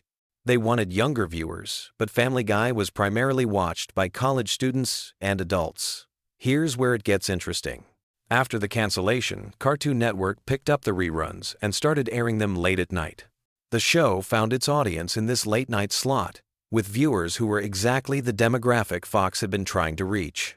College students would come home from parties and watch Family Guy marathons until sunrise. The show became a cultural phenomenon through syndication, something that had never happened before with an animated series. The DVD sales were equally shocking. The first season DVD became one of the best-selling television DVDs of all time, outselling many major Hollywood movies. Fox executives couldn't ignore the numbers anymore. They had accidentally created a gold mine and then thrown it away. The revival of Family Guy after its first cancellation changed how television networks think about syndication and DVD sales forever. But the second cancellation is even more bizarre. After bringing the show back, Fox canceled it again after season 4 because they claimed it wasn't performing well in its Sunday night time slot. What they didn't tell anyone was that they were deliberately sabotaging the show by moving it around the schedule constantly. Some episodes aired on different nights without any promotion, making it nearly impossible for fans to keep track of when new episodes were airing. Seth MacFarlane was so frustrated with Fox's treatment of the show that he seriously considered moving Family Guy to a different network entirely. Comedy Central and Cartoon Network both made offers to pick up the series, which would have been unprecedented at the time. The idea of a major animated series switching networks mid-run had never happened before. What saved Family Guy the second time wasn't fan campaigns or DVD sales. It was the iTunes revolution. When Family Guy episodes became available for digital purchase, they consistently ranked as some of the most downloaded television content. Fox suddenly realized they had a digital gold mine on their hands and brought the show back for a third time. Now let's dive into some character secrets that will change how you see the Griffin family forever. Brian Griffin, the talking dog, was originally supposed to be much more of a background character. Seth MacFarlane voices Brian himself, and the character was initially just meant to provide occasional witty commentary. But MacFarlane found that Brian's voice came so naturally to him that he started writing more and more scenes for the character.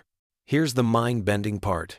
Brian Griffin is essentially Seth MacFarlane's alter ego. Almost every political opinion, cultural reference, and intellectual observation that comes out of Brian's mouth reflects MacFarlane's actual views. When Brian goes on rants about politics, religion, or social issues, you're literally hearing Seth MacFarlane's personal opinions filtered through a cartoon dog character.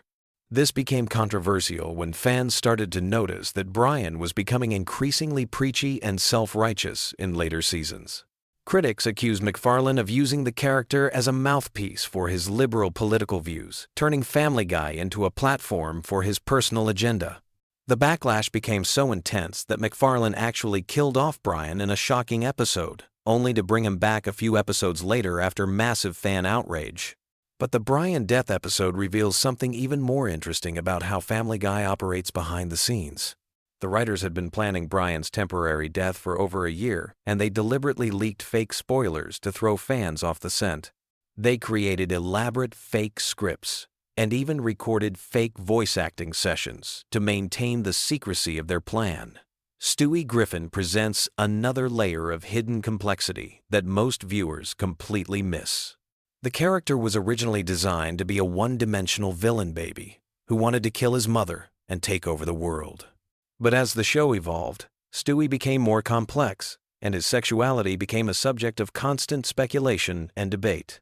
Seth MacFarlane has given contradictory statements about Stewie's sexual orientation over the years, sometimes saying the character is gay, sometimes saying he's too young for sexuality to matter, and sometimes saying it's deliberately ambiguous.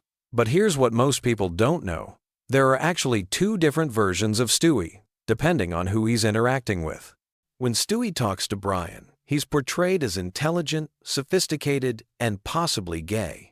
When he interacts with his family members, he's more like a regular baby with occasional moments of evil genius behavior. This isn't accidental. It's a deliberate, creative choice that reflects how different people see us differently in various relationships and contexts. The Stewie and Brian dynamic became so popular that entire episodes started focusing exclusively on their adventures together. These episodes, often called road trip episodes by fans, consistently rank among the most popular Family Guy episodes of all time. The chemistry between Seth MacFarlane's two most personal character voices created some of the show's most memorable moments. Let's talk about the celebrity guest stars and the shocking stories behind their appearances.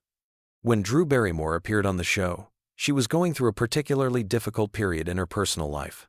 The recording session was supposed to take 2 hours, but she stayed for 6 hours because she was having so much fun with the cast and crew. She later said that working on Family Guy was therapeutic during a time when she was struggling with addiction issues. But the most surprising celebrity appearance almost never happened. Patrick Stewart, who voices Susie Swanson, initially turned down the role because he thought the show was too crude and beneath his classical theater background. It was only after his agent convinced him to watch several episodes that he realized the show's intelligence hidden beneath its seemingly juvenile humor. Stewart became so invested in the character that he started suggesting storylines and character developments for Susie. He even offered to voice additional characters for free because he enjoyed the creative process so much. His enthusiasm for the show shocked many of his colleagues in classical theater who couldn't understand why a Shakespearean actor would want to be associated with Family Guy. The show's relationship with censorship creates another layer of hidden stories that most fans never hear about. There's an entire archive of Family Guy jokes, scenes, and episodes that were deemed too controversial to ever air. Some of these involve real celebrities who threatened legal action, while others were considered too offensive even for Family Guy's notoriously boundary-pushing standards. One particular episode that was completely scrapped dealt with Lois having an affair with a character based on a real-life politician. The episode was fully animated and voice-recorded before Fox executives realized the potential legal and political ramifications. The entire episode was locked away and will likely never see the light of day. But perhaps the most fascinating aspect of Family Guy lore involves the show's influence on other animated series. South Park creators Trey Parker and Matt Stone have had a long-running feud with Seth MacFarlane, claiming that Family Guy relies too heavily on random pop culture references instead of actual jokes. This feud played out in several South Park episodes that directly mocked Family Guy's writing style. The rivalry became so intense that it actually influenced how both shows developed their comedy. Family Guy started incorporating more story-driven humor to counter South Park's criticism, while South Park began using more visual gags and pop culture references to prove they could do Family Guy's style better than Family Guy itself. Here's something that will completely change how you watch Family Guy cutaway gags from now on. Those random flashback scenes that seem completely disconnected from the main plot? Many of them are actually recycled jokes from Seth MacFarlane's college animation projects and failed pilot episodes. The writers have been mining MacFarlane's old material for decades, updating and reworking jokes that were originally created in the 1,990 seconds. Some of the most popular Family Guy moments are actually 20-year-old jokes that have been given new animation and context. The peanut butter jelly time sequence, one of the show's most famous moments, was based on an internet meme that MacFarlane had been wanting to incorporate into his work for years before Family Guy even existed. As Family Guy approaches its 25th season, these hidden stories and secret histories continue to shape how the show develops. Seth MacFarlane has hinted that there are major revelations about the Griffin family that haven't been revealed yet, suggesting that even longtime fans don't know everything about these characters they've been watching for decades. The show that started as a simple animated sitcom has become a complex web of cultural commentary, personal expression, and industry politics that extends far beyond what appears on screen. Every episode carries the weight of canceled seasons, industry battles, and creative compromises that most viewers never suspect. Understanding this hidden lore doesn't just make Family Guy more interesting.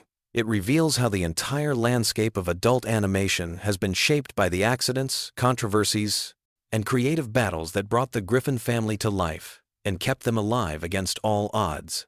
Have you ever wondered why a cartoon dog can talk but nobody questions it? Or why a baby genius plots world domination while his parents argue about mundane household problems? Family Guy might seem like random chaos on the surface, but buried beneath all those cutaway gags and pop culture references lies a surprisingly deep well of hidden lore that most fans have never discovered. Today we're diving into the secret backstories, deleted scenes, and creator revelations that completely change how you see the Griffin family forever. Before we start unraveling these mysteries, let me ask you something. How many times have you watched Family Guy and thought you caught every single joke? Well, prepare to have your mind blown, because what I'm about to share will make you want to rewatch every episode with completely fresh eyes. From the real reason Stewie's head is shaped the way it is, to the dark truth about why Brian walks on two legs, these aren't just fun facts. These are game-changing revelations that Seth MacFarlane and his team have been hiding in plain sight for over 2 decades.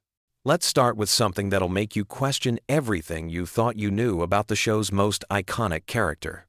Stewie Griffin isn't just some random genius baby who happens to speak with a British accent.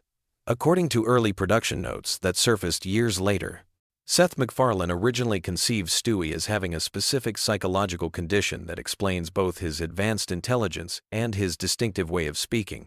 The creators deliberately designed his football-shaped head as a visual metaphor for the pressure building inside his developing brain, representing the conflict between his infant body and his mature mind. But here's where it gets really interesting. MacFarlane revealed in a rarely seen interview that Stewie's British accent isn't actually British at all.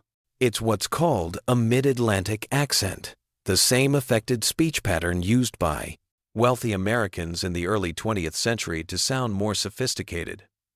This detail wasn't chosen randomly. The creators wanted to show that even as a baby, Stewie is already performing a version of himself, putting on airs to match his intellectual superiority complex. Now, you might be thinking this is just creative interpretation, but wait until you hear about the episodes that never made it to air. There was an entire storyline planned for Season 3 that would have revealed Stewie's accent comes from his obsession with old Hollywood films that he watches late at night when the family is sleeping.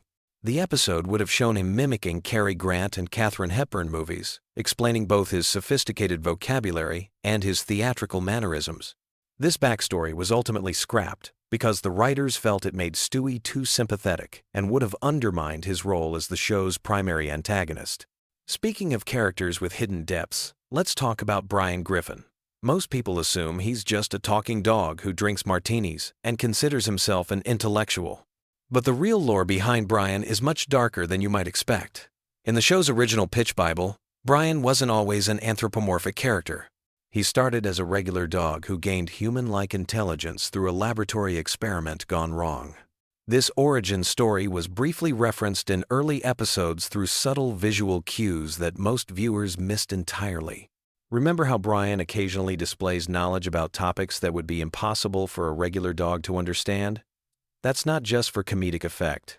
The writers planted clues throughout the series, suggesting that Brian retains fragmented memories from his time as a test subject. His alcoholism isn't just a character quirk for adult humor. It's actually his way of coping with the psychological trauma of having his consciousness artificially altered.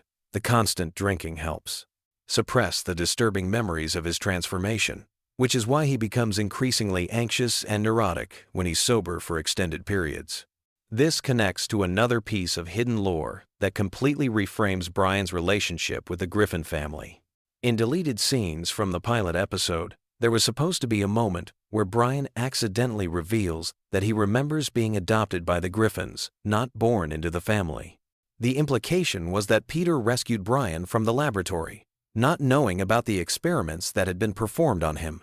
This would explain why Peter treats Brian more like an equal than a pet, and why the rest of the family accepts his human-like behavior without question.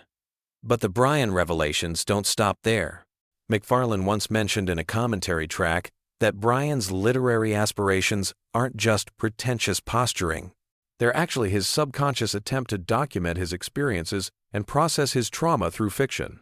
All those terrible novels he writes are supposedly coded accounts of his memories from before the experiments. The reason his writing is so bad isn't because he lacks talent. It's because he's trying to express experiences that his brain can't properly access or understand. Now let's shift gears and talk about Peter Griffin, because there's lore surrounding him that's been hiding in plain sight for years. You know how Peter has all these random jobs throughout the series and somehow always ends up in bizarre situations that no normal person would survive? There's actually a consistent explanation for this that the writers have been building since season 1. Peter isn't just lucky or cartoonishly resilient. According to production notes, he's supposed to represent the concept of the American dream taken to its most absurd extreme. Every job change, every wild adventure, every impossible survival is meant to show how someone with absolutely no qualifications or common sense can still stumble into success in America if they have enough confidence and persistence. But here's the twist that most fans miss. Peter's apparent stupidity isn't natural. It's a learned behavior that he developed as a defense mechanism against the crushing reality of adult responsibility. This theory is supported by episodes where Peter demonstrates surprising competence in specific situations, usually when his family is genuinely threatened. The writers intentionally show glimpses of a more capable Peter to suggest that his buffoonery is partially an act. He plays dumb because it allows him to avoid dealing with complex emotional situations and lets him shirk responsibility for his actions. It's actually a fairly sophisticated psychological portrait disguised as slapstick comedy. The most mind-blowing piece of Peter lore involves his relationship with his father, Francis. In cutscenes from several episodes, there were supposed to be flashbacks showing that Peter's fear of authority and his rebellious nature stem from having an abusive father who constantly belittled his intelligence.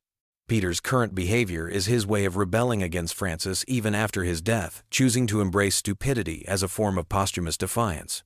This adds a tragic dimension to Peter's character that completely changes how you interpret his most outrageous moments.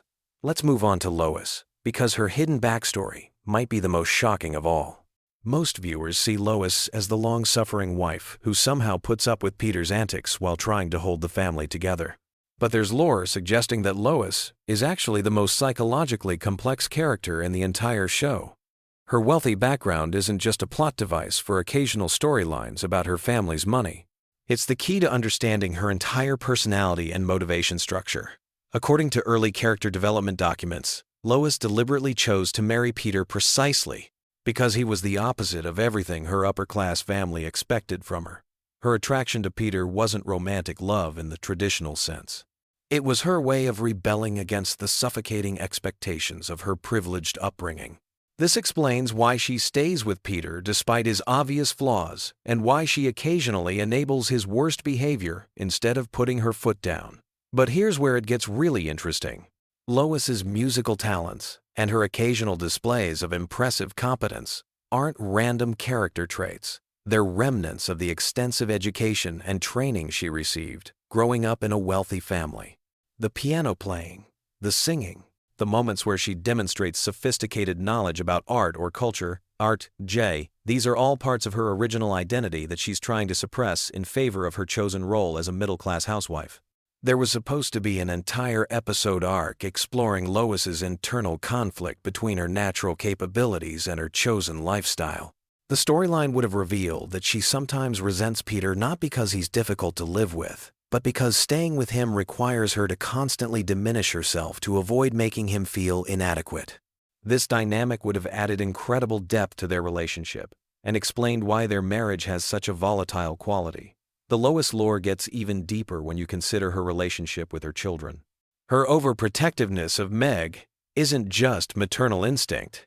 It's actually Lois projecting her own fears about conformity and social acceptance onto her daughter.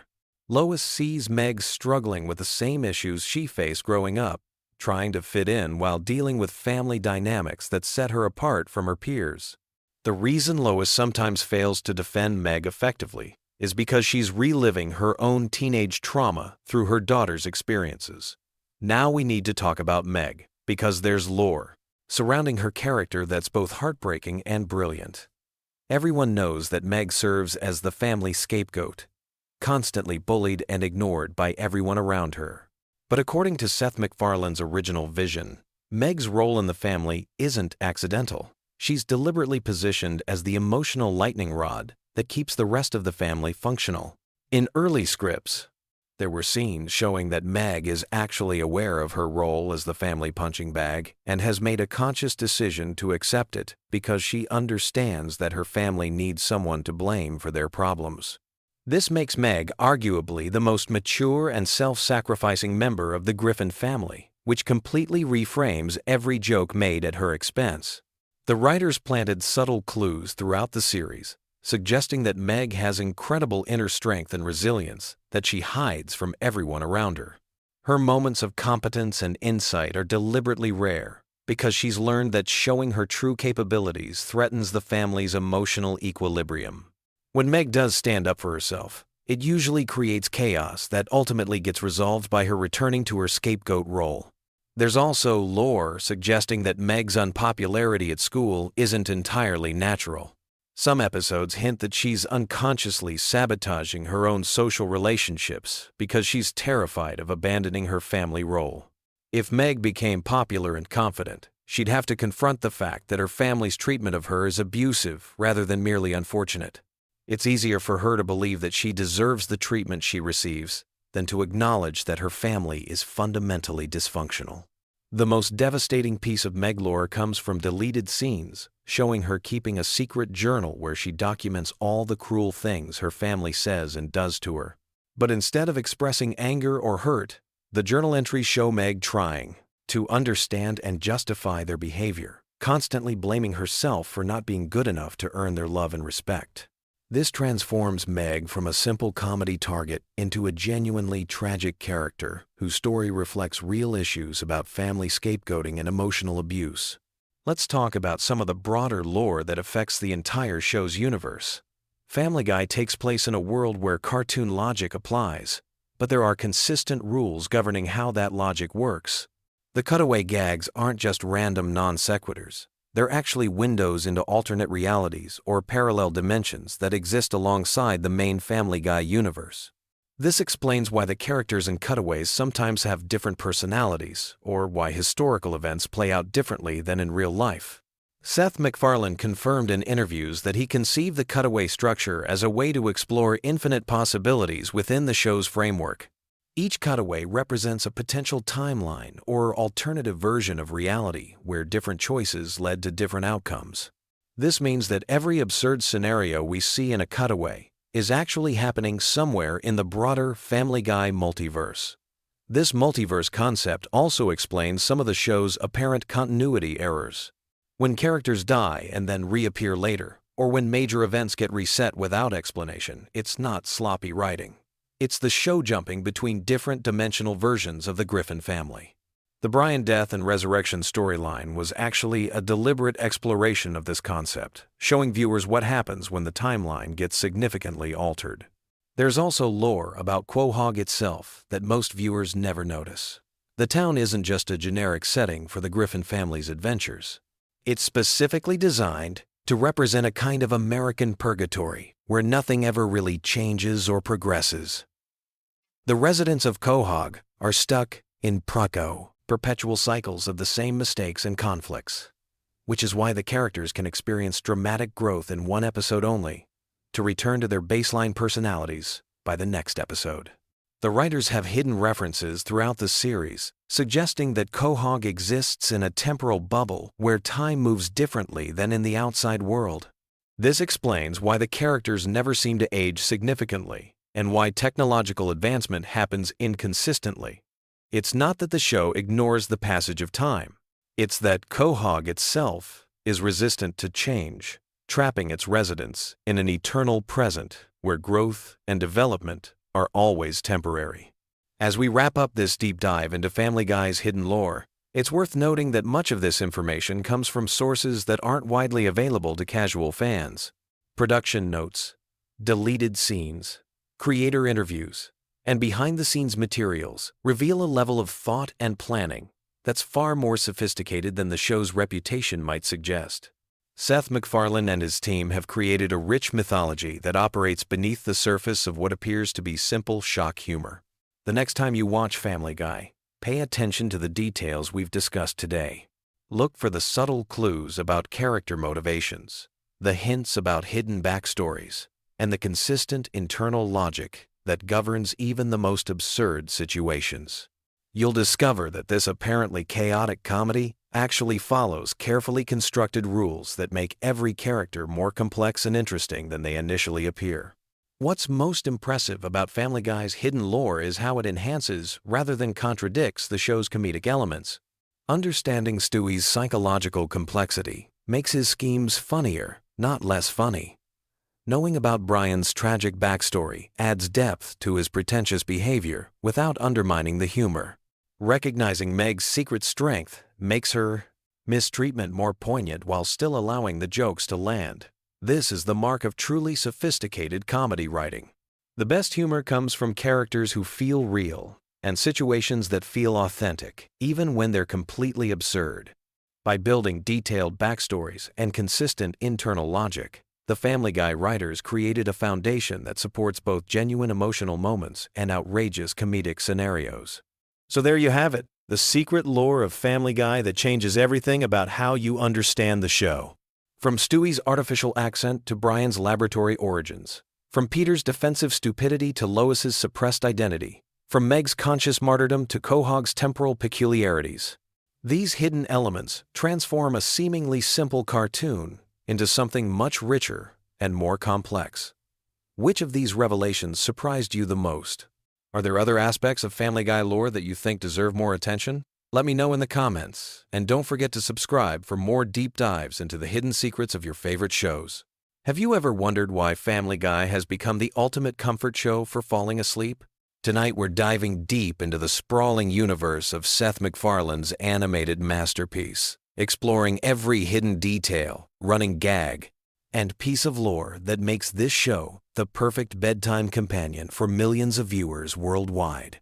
From the moment Peter Griffin first stumbled across our screens in 1999, Family Guy created something unique in television history.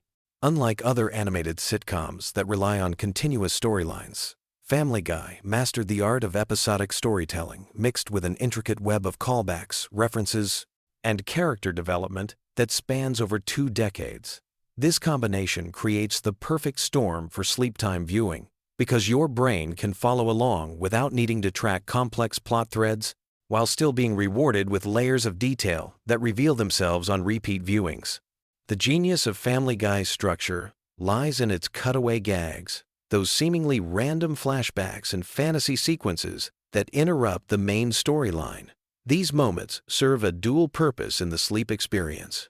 They provide natural breakpoints where your mind can drift without losing the narrative thread, while simultaneously creating a dreamlike quality that mirrors the way our brains process information as we fall asleep.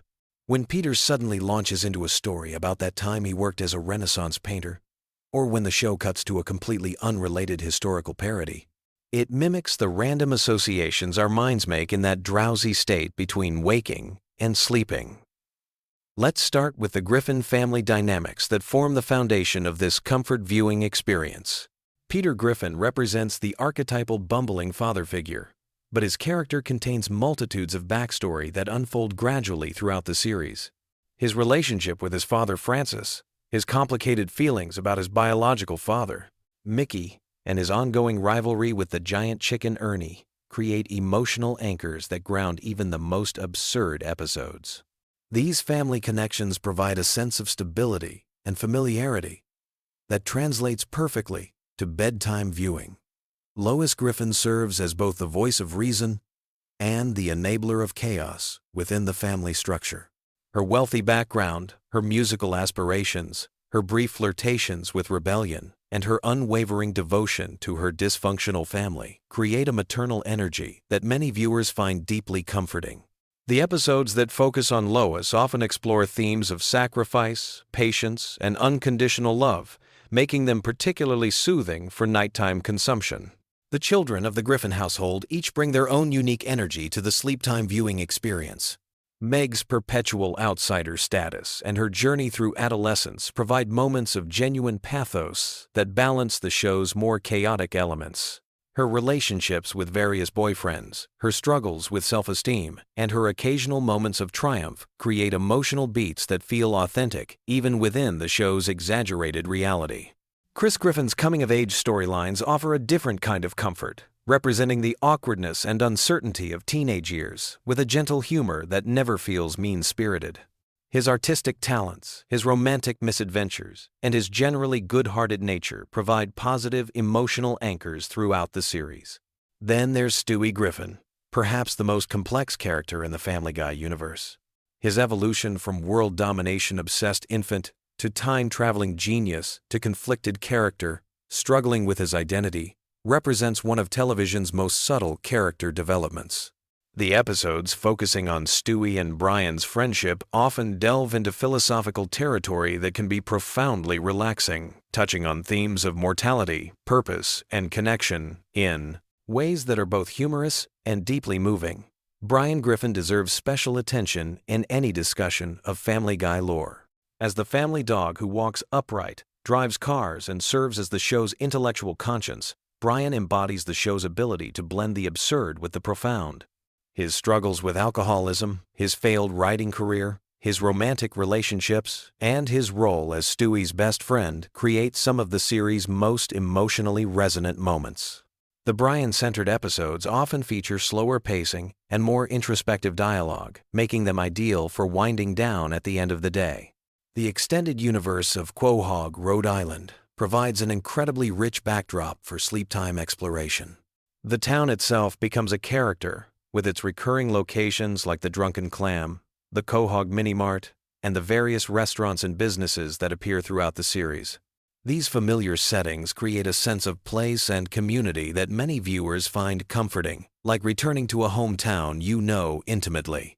The show's extensive cast of recurring characters adds layers of familiarity and continuity that enhance the comfort viewing experience. Glenn Quagmire's outrageous behavior and his complex relationship with the Griffin family provides consistent laughs while also exploring themes of friendship and acceptance. Cleveland Brown's gentle nature and his role as Peter's voice of reason create moments of warmth and stability. Joe Swanson's determination and positive attitude in the face of his disability provide inspiring undertones that balance the show's more irreverent moments. Characters like Mayor Adam West, with his eccentric personality and bizarre mayoral decisions, add a surreal quality that perfectly matches the drowsy state many viewers experience while falling asleep. The various shopkeepers, neighbors, and authority figures who populate Quahog create a lived-in world that feels consistent and reliable, even when the specific storylines venture into complete absurdity. One of Family Guy's greatest strengths for sleep viewing lies in its incredible database of pop culture references and parodies. The show's writers demonstrate an encyclopedic knowledge of movies, television, music, and historical events, creating layers of meaning that reward both casual viewing and deep analysis. These references serve as mental comfort food, triggering positive associations with beloved entertainment from across the decades. The Star Wars parody episodes represent some of the series' most ambitious storytelling, reimagining the classic space opera with Family Guy characters in ways that honor both properties. These special episodes often feature extended sequences with minimal dialogue, beautiful animation, and familiar musical cues that create an almost meditative viewing experience. The show's musical numbers deserve special recognition for their sleep-inducing qualities. From Stewie and Brian's elaborate song and dance routines to Peter's impromptu musical outbursts, these sequences often slow down the show's typically frenetic pace and create moments of genuine artistry. The musical episodes, in particular, offer extended periods of melody and rhythm that can be incredibly soothing for bedtime viewing. Family Guy's approach to continuity creates a unique viewing experience that rewards long-term fans while remaining accessible to casual viewers. The show references its own history constantly, with characters acknowledging previous episodes, recurring gags that span multiple seasons, and character development that unfolds gradually over hundreds of episodes. This creates a sense of narrative investment that makes viewers feel like part of an ongoing story, even when individual episodes are completely self-contained. The death and resurrection of Brian Griffin represents one of the show's most emotionally impactful storylines, demonstrating the writer's ability to generate genuine emotion even within their typically irreverent framework. The audience's passionate response to Brian's temporary death revealed how deeply viewers had connected with these characters, creating a shared cultural moment that enhanced the show's comfort viewing appeal. The time travel episodes featuring Stewie and Brian exploring different historical periods and alternate realities add science fiction elements that expand the show's universe in fascinating directions. These episodes often feature more sophisticated storytelling techniques and explore philosophical concepts about causality, free will, and the nature of reality, providing intellectual stimulation that can be both engaging and relaxing. Family Guy's holiday episodes deserve special mention for their comfort viewing qualities. The Christmas episodes, in particular, often feature more sentimental storylines, beautiful animation, and themes of family, forgiveness, and redemption that create perfect nighttime viewing experiences. These episodes typically balance the show's signature humor with genuine emotional moments that leave viewers feeling warm and satisfied. The show's exploration of religion, politics, and social issues often provides thought-provoking content that can stimulate interesting mental discussions as viewers drift off to sleep. While Family Guy never shies away from controversial topics, it typically approaches them with enough humor and absurdity to avoid being genuinely upsetting, making these episodes suitable for relaxation while still engaging with important themes. The animation style itself contributes significantly to the show's sleep-friendly qualities. The bright colors, simple character designs, and fluid movement create a visually pleasing experience that's easy on the eyes during nighttime viewing. The show's visual gags often work on multiple levels, providing immediate laughs while also rewarding careful observation with hidden details and background jokes. Family Guy's voice acting deserves recognition for creating characters that feel like old friends to longtime viewers. Seth MacFarlane's performance as Peter, Brian, and Stewie demonstrates incredible range and consistency, while the supporting voice cast brings depth and personality to even minor characters. This vocal familiarity creates an audio comfort zone that many viewers find deeply relaxing. The show's writing style blends rapid-fire jokes with slower, more contemplative moments, creating a rhythm that matches the natural ebb and flow of consciousness as people fall asleep. The cutaway gags provide natural segues between different energy levels, while the main storylines maintain enough coherence to follow without requiring intense concentration. Family Guy's cultural impact extends far beyond television, with its characters, quotes, and references becoming part of the broader cultural lexicon. This cultural penetration means that viewers often encounter Family Guy references in their daily lives, reinforcing their connection to the show and enhancing its comfort viewing appeal. The show's longevity itself contributes to its effectiveness as comfort viewing. With over 20 seasons and hundreds of episodes, Family Guy offers an almost inexhaustible supply of content for bedtime viewing. This extensive catalog means that viewers can experience the comfort of familiarity while still discovering new details and jokes they may have missed in previous viewings. The international versions and translations of Family Guy add another layer to its global appeal, with different cultures finding their own ways to connect with the Griffin family's adventures. This worldwide popularity creates a sense of shared experience that transcends cultural boundaries, making Family Guy a truly universal comfort viewing experience. As we wrap up this deep dive into the Family Guy universe, it becomes clear why this animated series has earned its place as the ultimate comfort show for millions of viewers worldwide. Its unique combination of episodic storytelling, rich character development, extensive pop culture knowledge, and perfect pacing creates an ideal environment for relaxation and sleep. Whether you're a longtime fan discovering new details in familiar episodes, or a newcomer exploring this vast animated universe for the first time, Family Guy offers a reliable source of comfort, humor, and gentle entertainment that can help ease the transition from the stresses of daily life into peaceful sleep. Sweet dreams, and remember, Family Guy will always be there when you need that perfect blend of familiarity and surprise to help you drift off into comfortable slumber.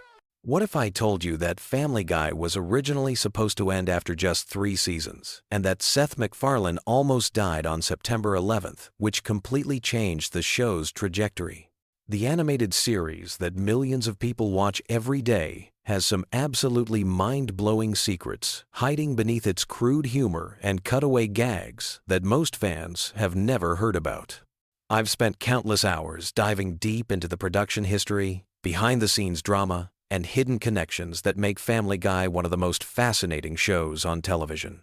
From celebrity feuds that shaped entire storylines to animation techniques that revolutionized the industry, this show has more layers than you might imagine.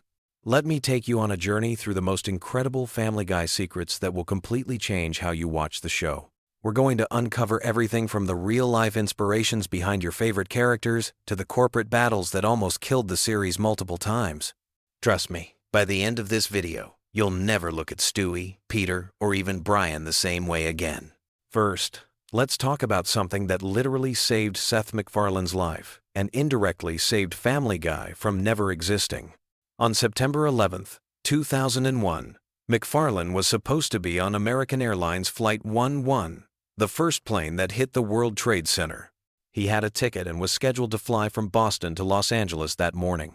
The only reason he survived was because his travel agent gave him the wrong departure time, telling him the flight left at 8:15 when it actually left at 7:45. MacFarlane overslept, arrived at the airport, and discovered he had missed his flight by just 10 minutes. He was initially frustrated about missing the flight and having to reschedule his meetings in Los Angeles.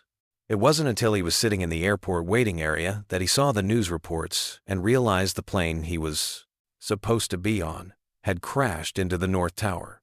This near-death experience profoundly impacted MacFarlane's approach to Family Guy.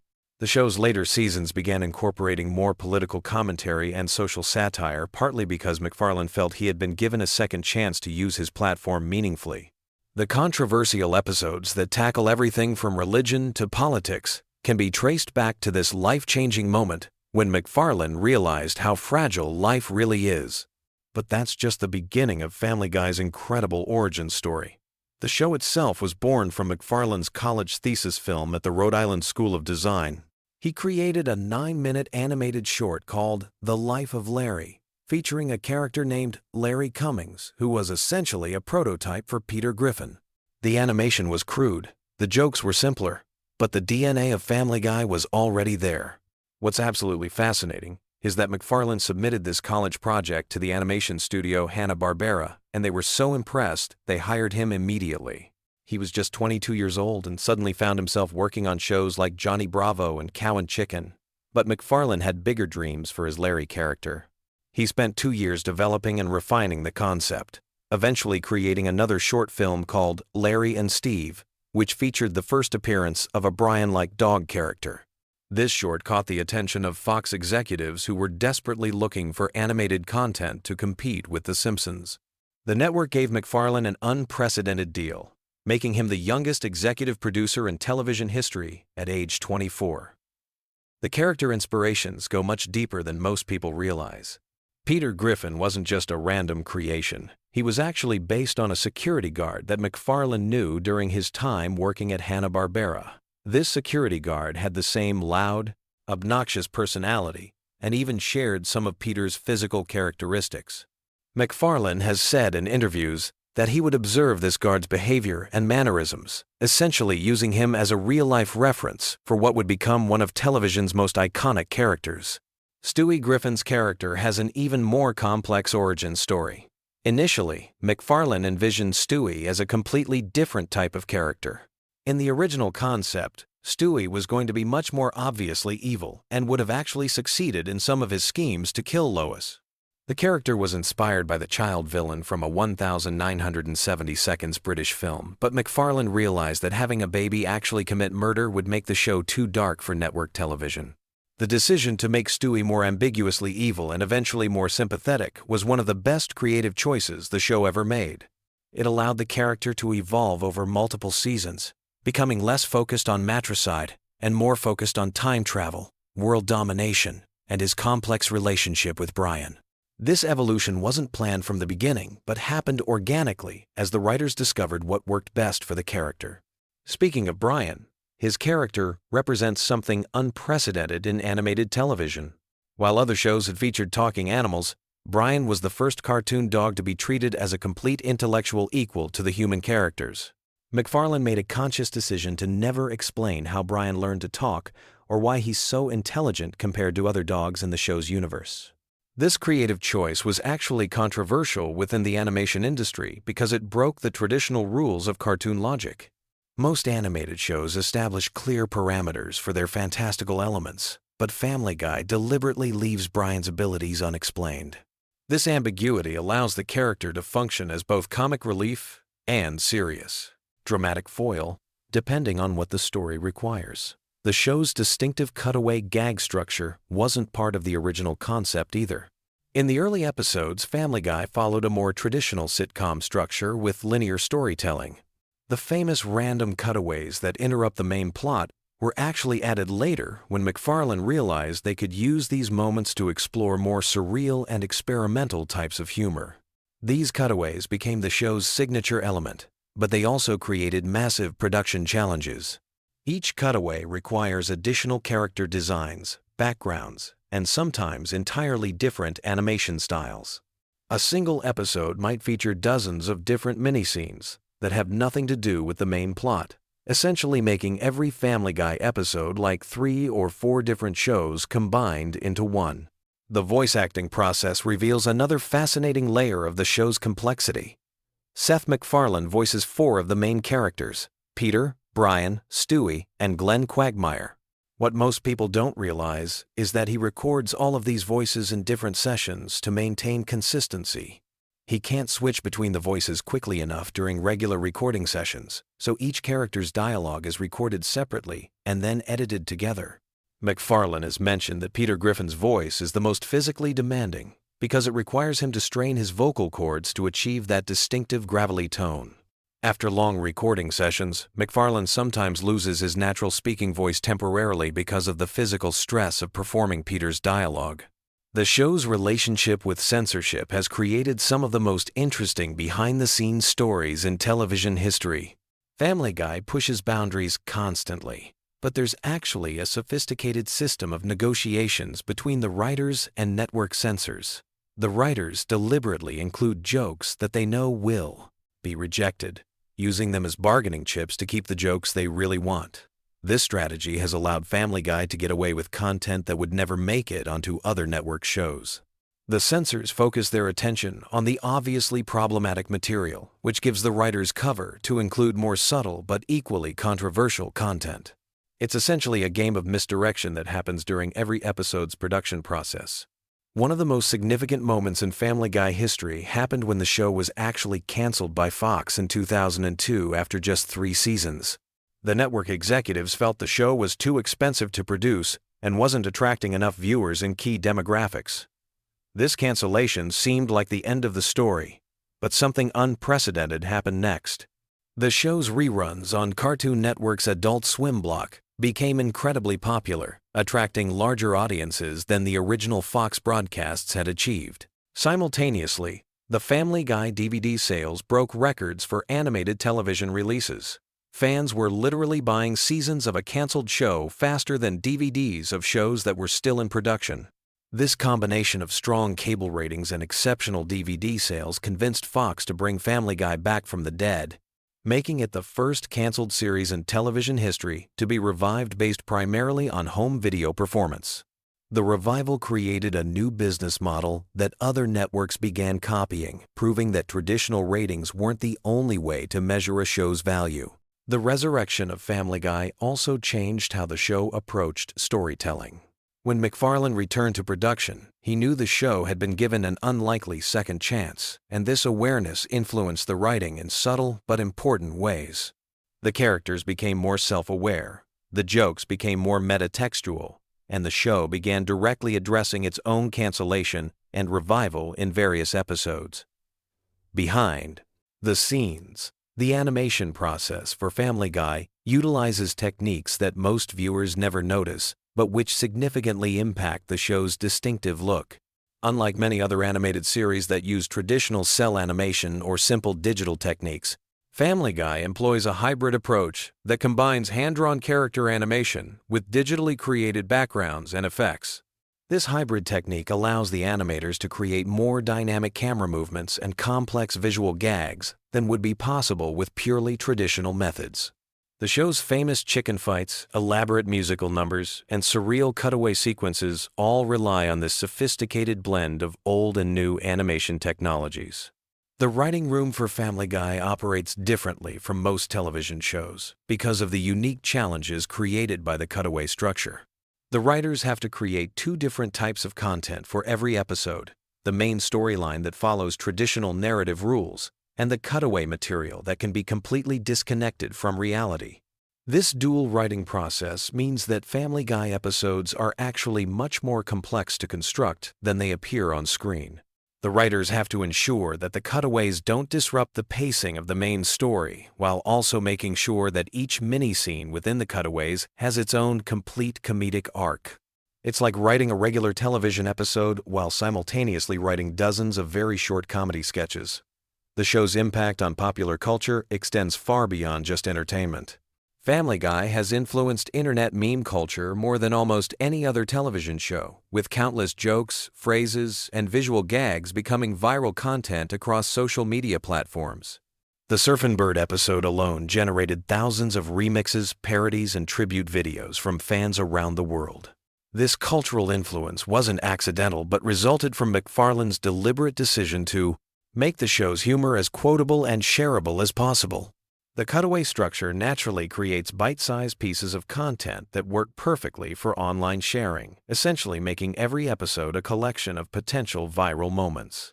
The business side of Family Guy reveals how successful the show has become beyond just television ratings. The merchandise empire includes everything from action figures to video games, generating hundreds of millions of dollars in revenue annually. The show's characters have appeared in commercials, theme park attractions, and even academic studies about animation and comedy. What makes this commercial success particularly interesting is that it happened despite the show being canceled once and facing constant criticism from various groups.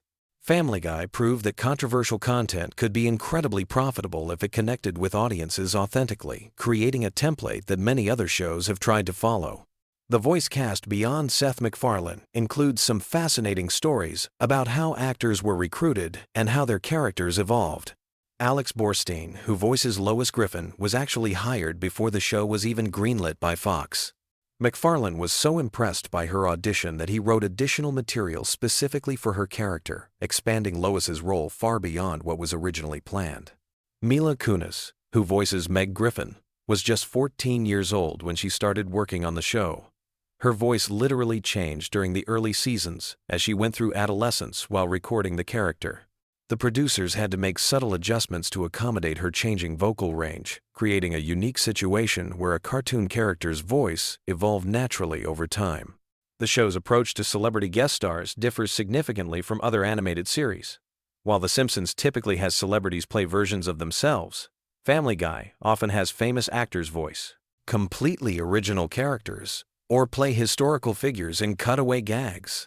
This approach allows the show to utilize celebrity talent in more creative and unexpected ways. Some of the most memorable Family Guy moments feature celebrities doing things they would never do on other shows.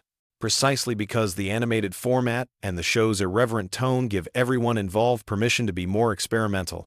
The result is guest performances that often become more famous than the celebrities' live-action work.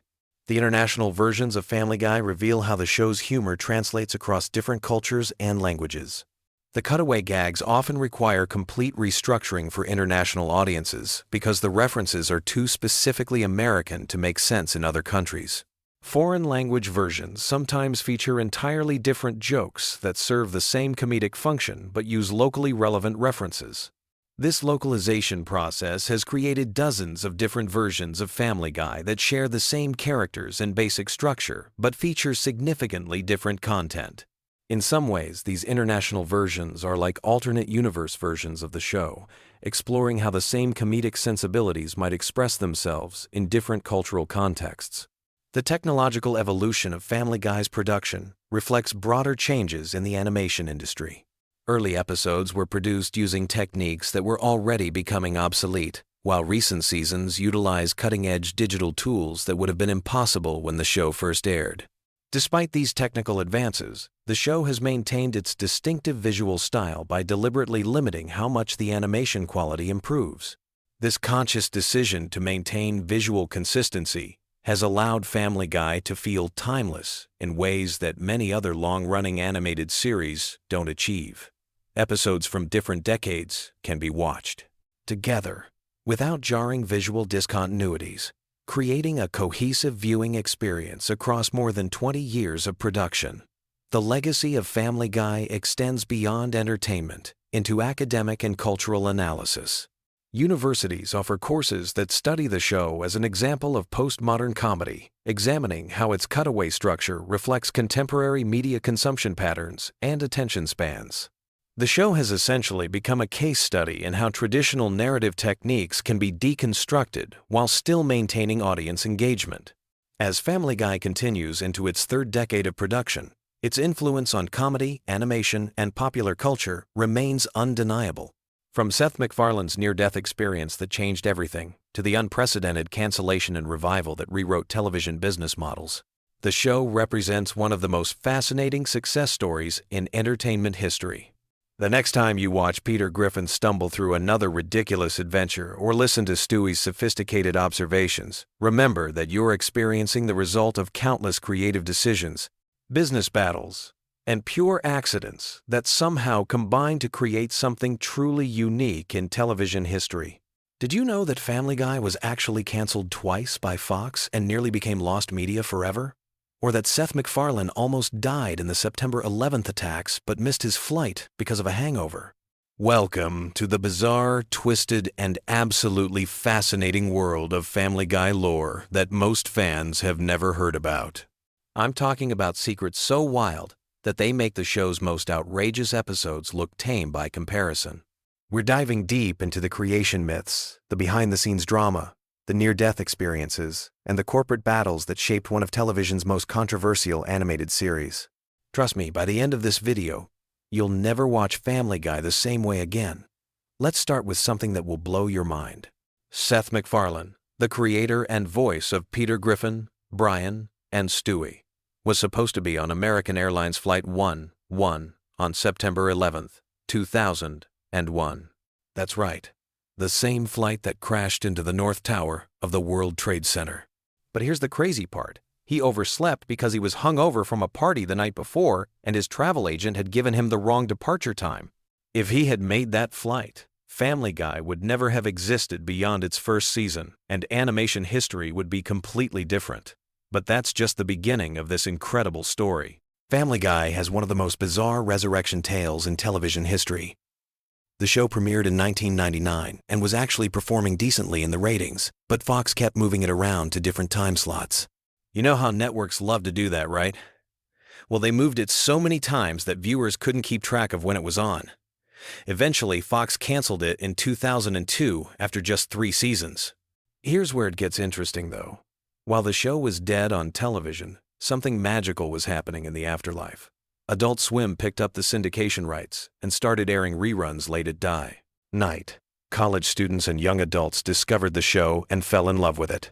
At the same time, DVD sales were going through the roof. The first season DVD became one of the best-selling TV show DVDs of all time, and suddenly Fox realized they had made a massive mistake. So in 2005, Fox did something almost unprecedented in television history. They brought back a canceled show based purely on DVD sales and cable reruns. Family Guy became the first show ever to be revived solely because of its success in syndication and home video. It was like watching a TV show literally rise from the dead. But the resurrection story gets even weirder. When Fox brought the show back, they didn't just order a few episodes to test the waters. They ordered 53 new episodes right off the bat. That's an enormous vote of confidence for a show that had already been canceled once. Seth MacFarlane suddenly went from unemployed animator to one of the most powerful people in Hollywood practically overnight. Now let's talk about the creative origins of the show, because they're absolutely fascinating. Seth MacFarlane created Family Guy when he was just 24 years old, fresh out of the Rhode Island School of Design. But here's what most people don't know. The show was originally pitched as a much more traditional family sitcom. The early concepts were way more grounded and realistic than what we ended up with. The character of Peter Griffin was originally going to be much more like a typical TV dad, still bumbling and overweight, but not the complete psychopath we know and love today.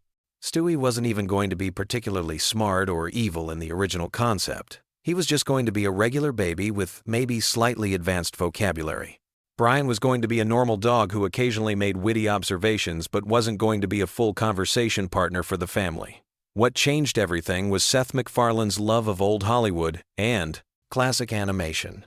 He grew up watching Looney Tunes, Tom and Jerry, and classic Disney cartoons, and he wanted to bring that level of visual comedy and surreal humor to primetime television. The problem was that most networks were terrified of anything too weird or experimental. Fox, however, was in a unique position in the late 90s.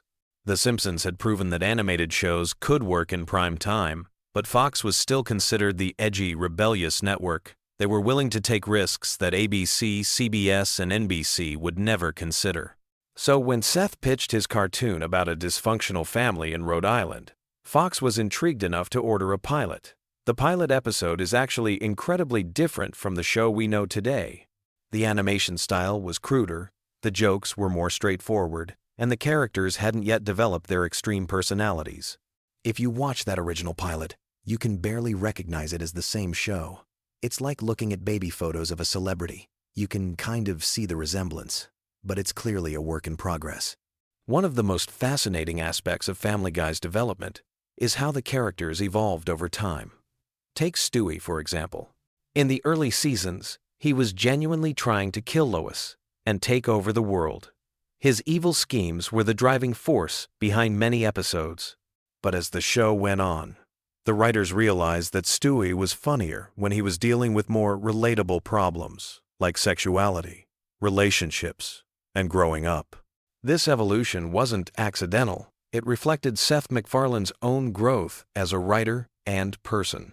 When he created Stewie, MacFarlane was a young, single guy who thought evil baby plots were hilarious. But as he got older and more experienced, he realized that character-driven comedy was more sustainable than pure shock value. The same thing happened with Brian. Originally, he was just the voice of reason in the Griffin household, the one sane character who could comment on everyone else's craziness. But over time, the writers started exploring Brian's flaws and insecurities, turning him into one of the most complex characters on television. His pretentiousness, his failed writing career, his drinking problem, all of these traits developed organically as the show matured. Speaking of character development, let's talk about some of the inspiration behind the Griffin family. Peter Griffin was actually based on a security guard that Seth MacFarlane worked with during a summer job. The guy was loud, obnoxious, and completely inappropriate, but somehow lovable at the same time. MacFarlane found himself fascinated by how someone could be so offensive, yet still maintain friendships and a family. Lois was inspired by MacFarlane's own mother, but also by the classic TV mom archetype. The twist was making her come from a wealthy family, which allowed the writers to explore themes of class and privilege. It also gave them an excuse to put the Griffins in situations they normally couldn't afford, like fancy parties and expensive vacations. The supporting characters have equally interesting origins. Glenn Quagmire was originally supposed to be a minor character who appeared in maybe 1 or 2 episodes, but Seth MacFarlane's voice performance was so distinctive and memorable that the writers kept bringing him back. The giggity giggity catchphrase wasn't even scripted. MacFarlane improvised it during recording, and everyone thought it was so funny that they made it Quagmire's signature sound.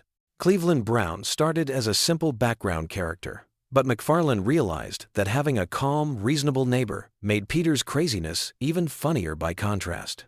The character became so popular that he eventually got his own spin-off show, though that's a whole other story of corporate politics and creative struggles.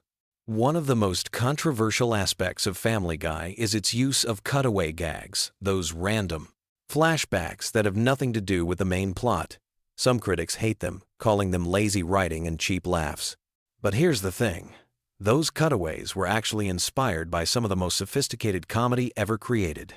Seth MacFarlane grew up watching Monty Python's Flying Circus, and he was fascinated by how the Pythons would interrupt their sketches with completely random animations and non sequiturs.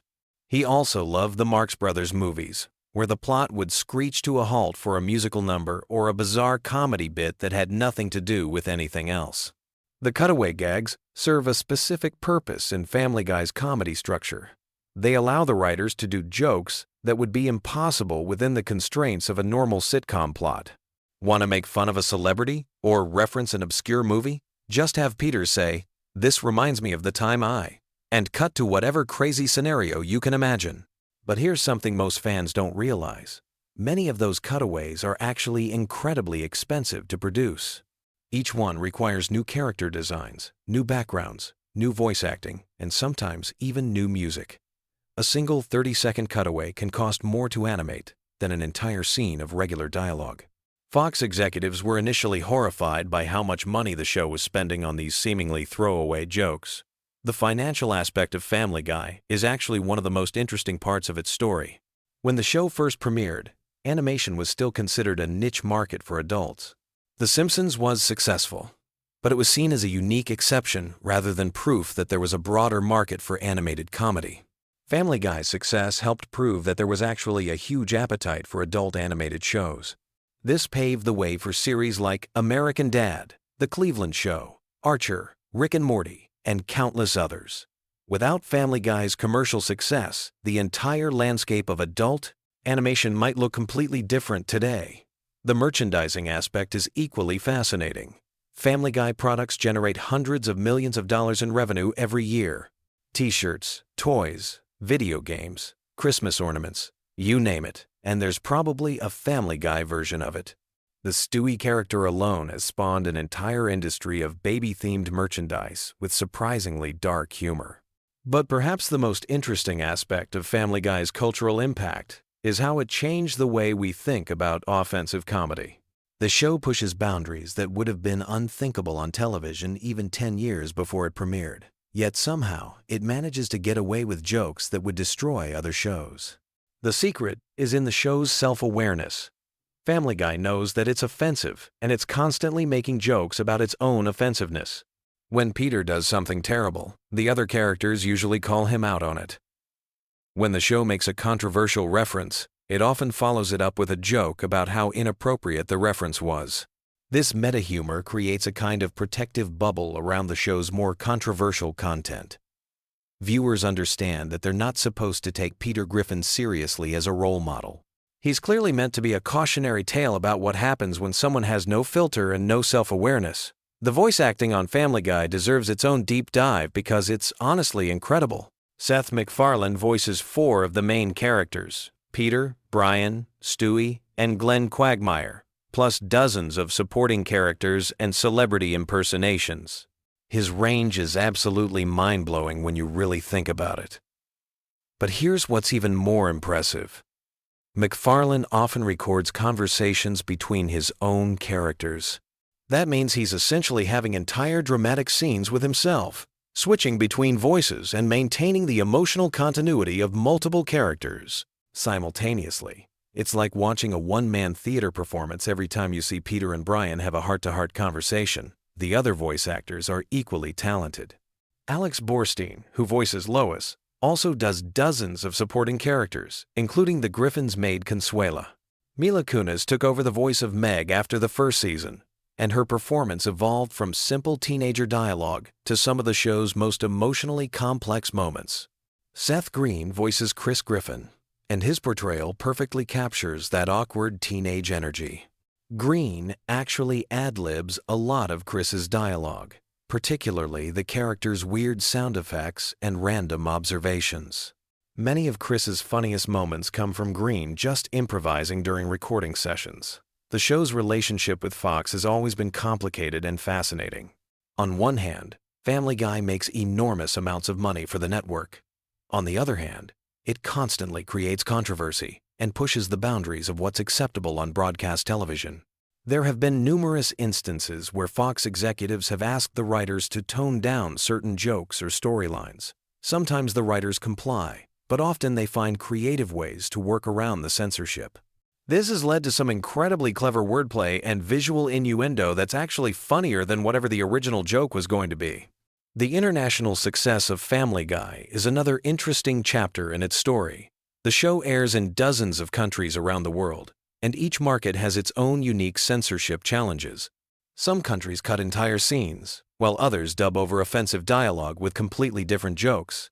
In some markets, Stewie's sexuality is completely removed from his character arc. In others, references to religion or politics are heavily edited. This has created dozens of different versions of the show, each tailored to local sensitivities and cultural norms. Looking at Family Guy's legacy today, it's clear that the show fundamentally changed television comedy. It proved that audiences were hungry for more experimental, boundary-pushing content. It showed that animation could be a vehicle for sophisticated adult humor, not just children's entertainment. The show also pioneered many techniques that are now standard in comedy writing. The use of pop culture references as comedic shorthand, the mixing of high and low culture, the willingness to completely abandon plot for the sake of a good joke. These are all techniques that you can see in countless comedies today. But perhaps most importantly, Family Guy proved that television shows could have multiple lives. The fact that it survived cancellation and came back stronger than ever showed other creators that there were new paths to success beyond traditional network approval. As we wrap up this deep dive into Family Guy lore, it's worth noting that the show is still evolving and changing. Seth MacFarlane has stepped back from day-to-day involvement to focus on other projects, but the show continues under new leadership. Each season brings new controversies, new characters, and new ways to push the boundaries of what's possible on television. Whether you love it or hate it, Family Guy has left an indelible mark on popular culture. It's a show that dared to be different, survived multiple attempts to kill it, and emerged as one of the most successful and influential comedies of the modern era. And honestly, that's pretty giggity if you ask me. Did you know that Family Guy was actually canceled twice, and that Seth MacFarlane almost died in the September 11th attacks but missed his flight because of a hangover? And that's just scratching the surface of the absolutely wild behind-the-scenes stories that most people have never heard about this iconic show. What's up, everyone, and welcome back to the channel, where we dive deep into the hidden secrets of your favorite shows. Today, we're exploring some absolutely mind-blowing Family Guy lore that even die-hard fans probably don't know about. Trust me, by the end of this video, you'll never look at Peter Griffin the same way again. But before we jump into these crazy stories, make sure you hit that subscribe button and ring the notification bell, because we're constantly dropping content about your favorite animated series that you won't find anywhere else. And if you're a true Family Guy fan, drop a chicken fight emoji in the comments right now. Let's start with something that literally changed the course of television history.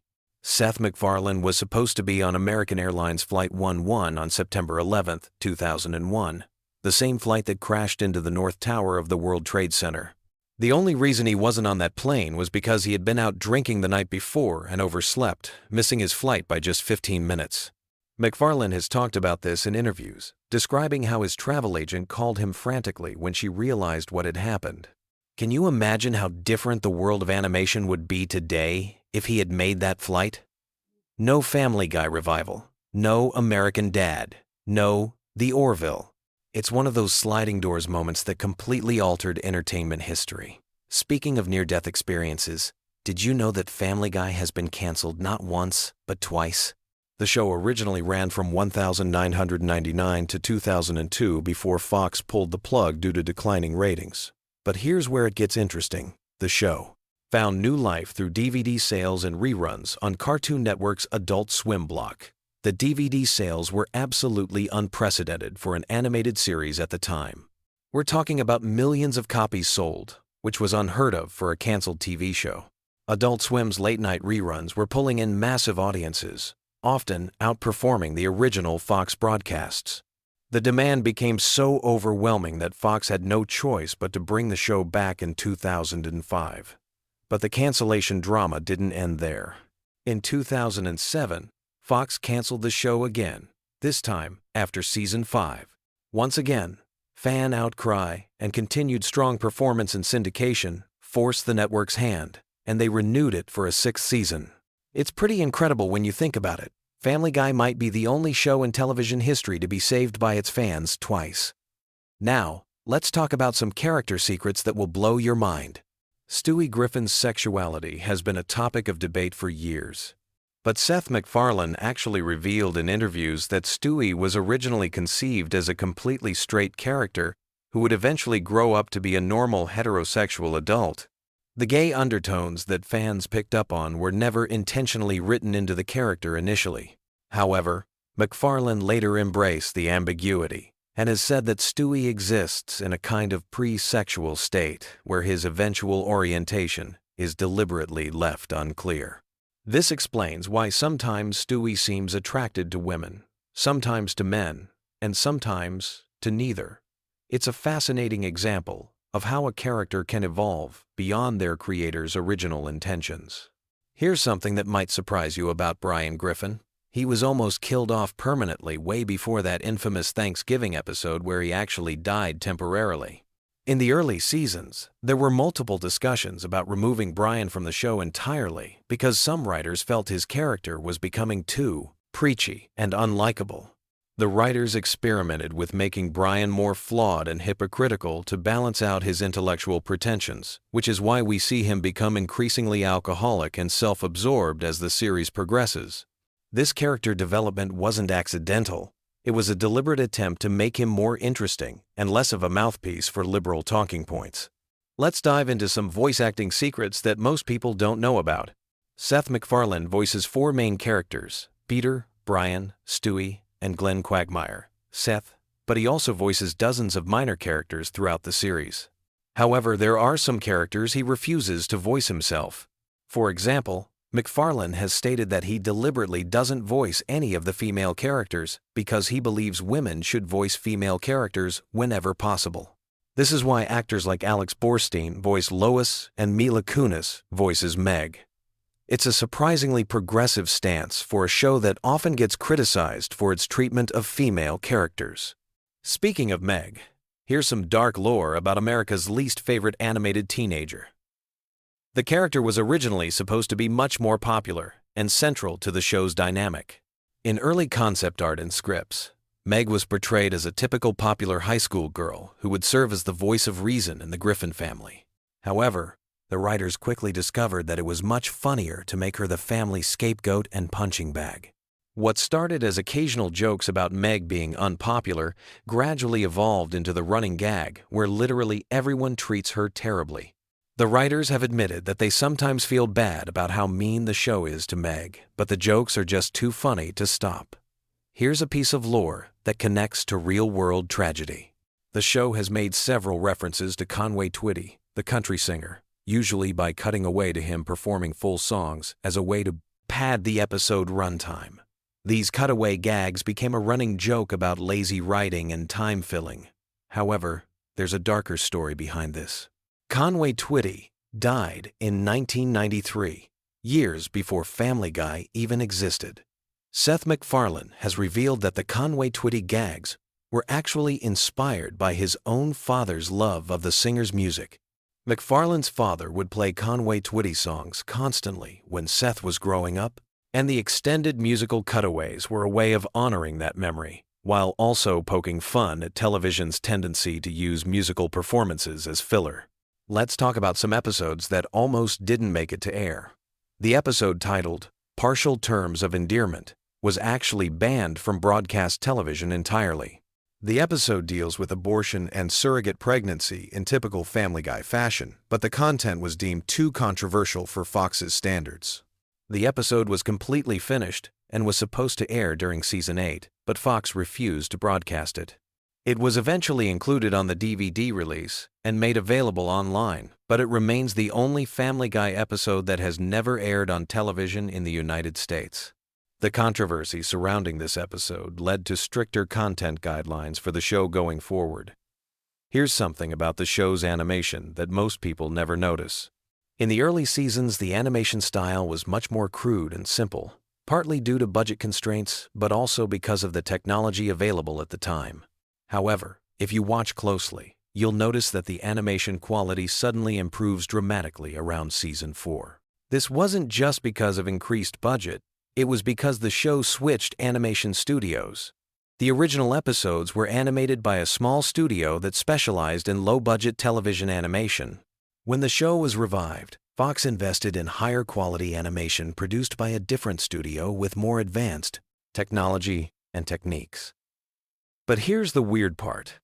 Some fans actually prefer the cruder animation style of the early episodes. They argue that the rougher animation gave the show more character and charm. The newer episodes, while technically superior, sometimes feel too polished and corporate compared to the scrappy early seasons. Let's explore some celebrity connections that might surprise you. Patrick Stewart, who voices baby Susie Swanson, actually improvises most of his lines. The writers typically give him a basic outline of what the character needs to say, but Stewart adds his own Shakespearean flair to every line reading. Stewart has said in interviews that voicing a baby character allows him to explore comedy in ways that his serious dramatic roles don't permit. He's also revealed that he often comes up with the most outrageous and inappropriate lines for baby Susie, pushing the boundaries of what the censors will allow.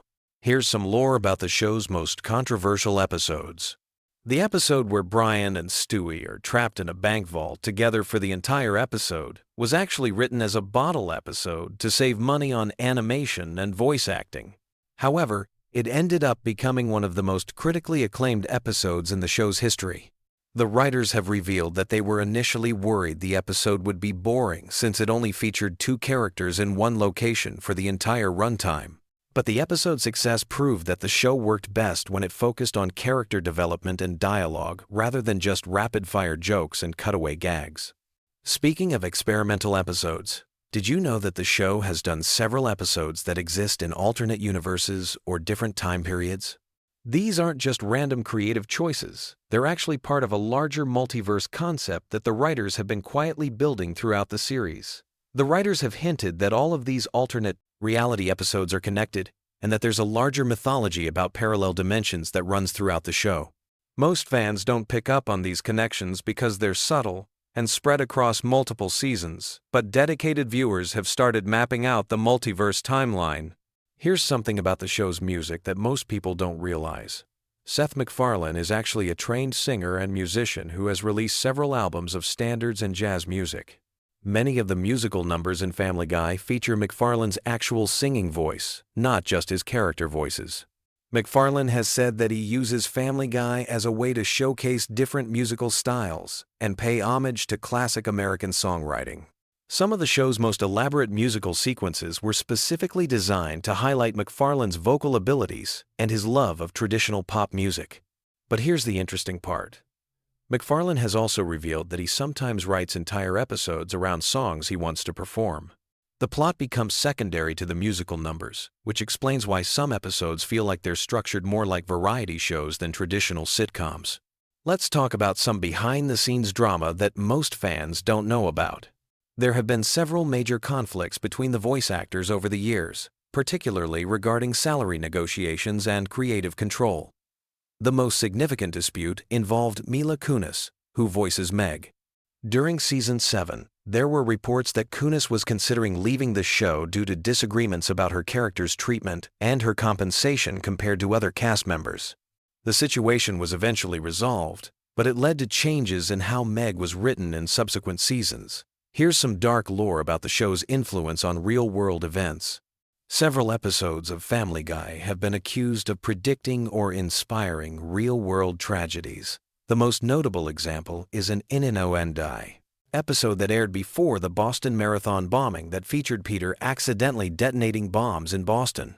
The episode was pulled from reruns and streaming services after the bombing, and some conspiracy theorists claimed that the show somehow predicted the attack. Seth MacFarlane has addressed these claims, explaining that they're purely coincidental and that the show's writers don't have any special knowledge of future events. However, this incident led to increased scrutiny of the show's content and more careful consideration of how certain jokes and storylines might be interpreted in different contexts. Here's something about the show's international versions that might surprise you. Family Guy has been adapted for television in several different countries, and each version makes significant changes to accommodate local culture and censorship standards. The most interesting adaptation is probably the Arabic version, which removes all alcohol references, changes Brian from a dog to a cat, and significantly tones down the sexual humor. These changes are so extensive that the show becomes almost unrecognizable compared to the American version. As we wrap up this deep dive into Family Guy lore, it's clear that there's so much more to this show than meets the eye. From near-death experiences that changed television history to hidden multiverses and banned episodes, Family Guy has one of the richest and most complex backstories in animated television. These behind-the-scenes stories remind us that even our favorite comedies have real human drama and complexity behind them. The next time you watch Family Guy, you'll hopefully have a new appreciation for all the creative decisions, controversies, and coincidences that shape the show we know today. If you enjoyed learning about these hidden Family Guy secrets, make sure to like this video and subscribe for more deep dives into your favorite shows. What other animated series would you like us to explore next?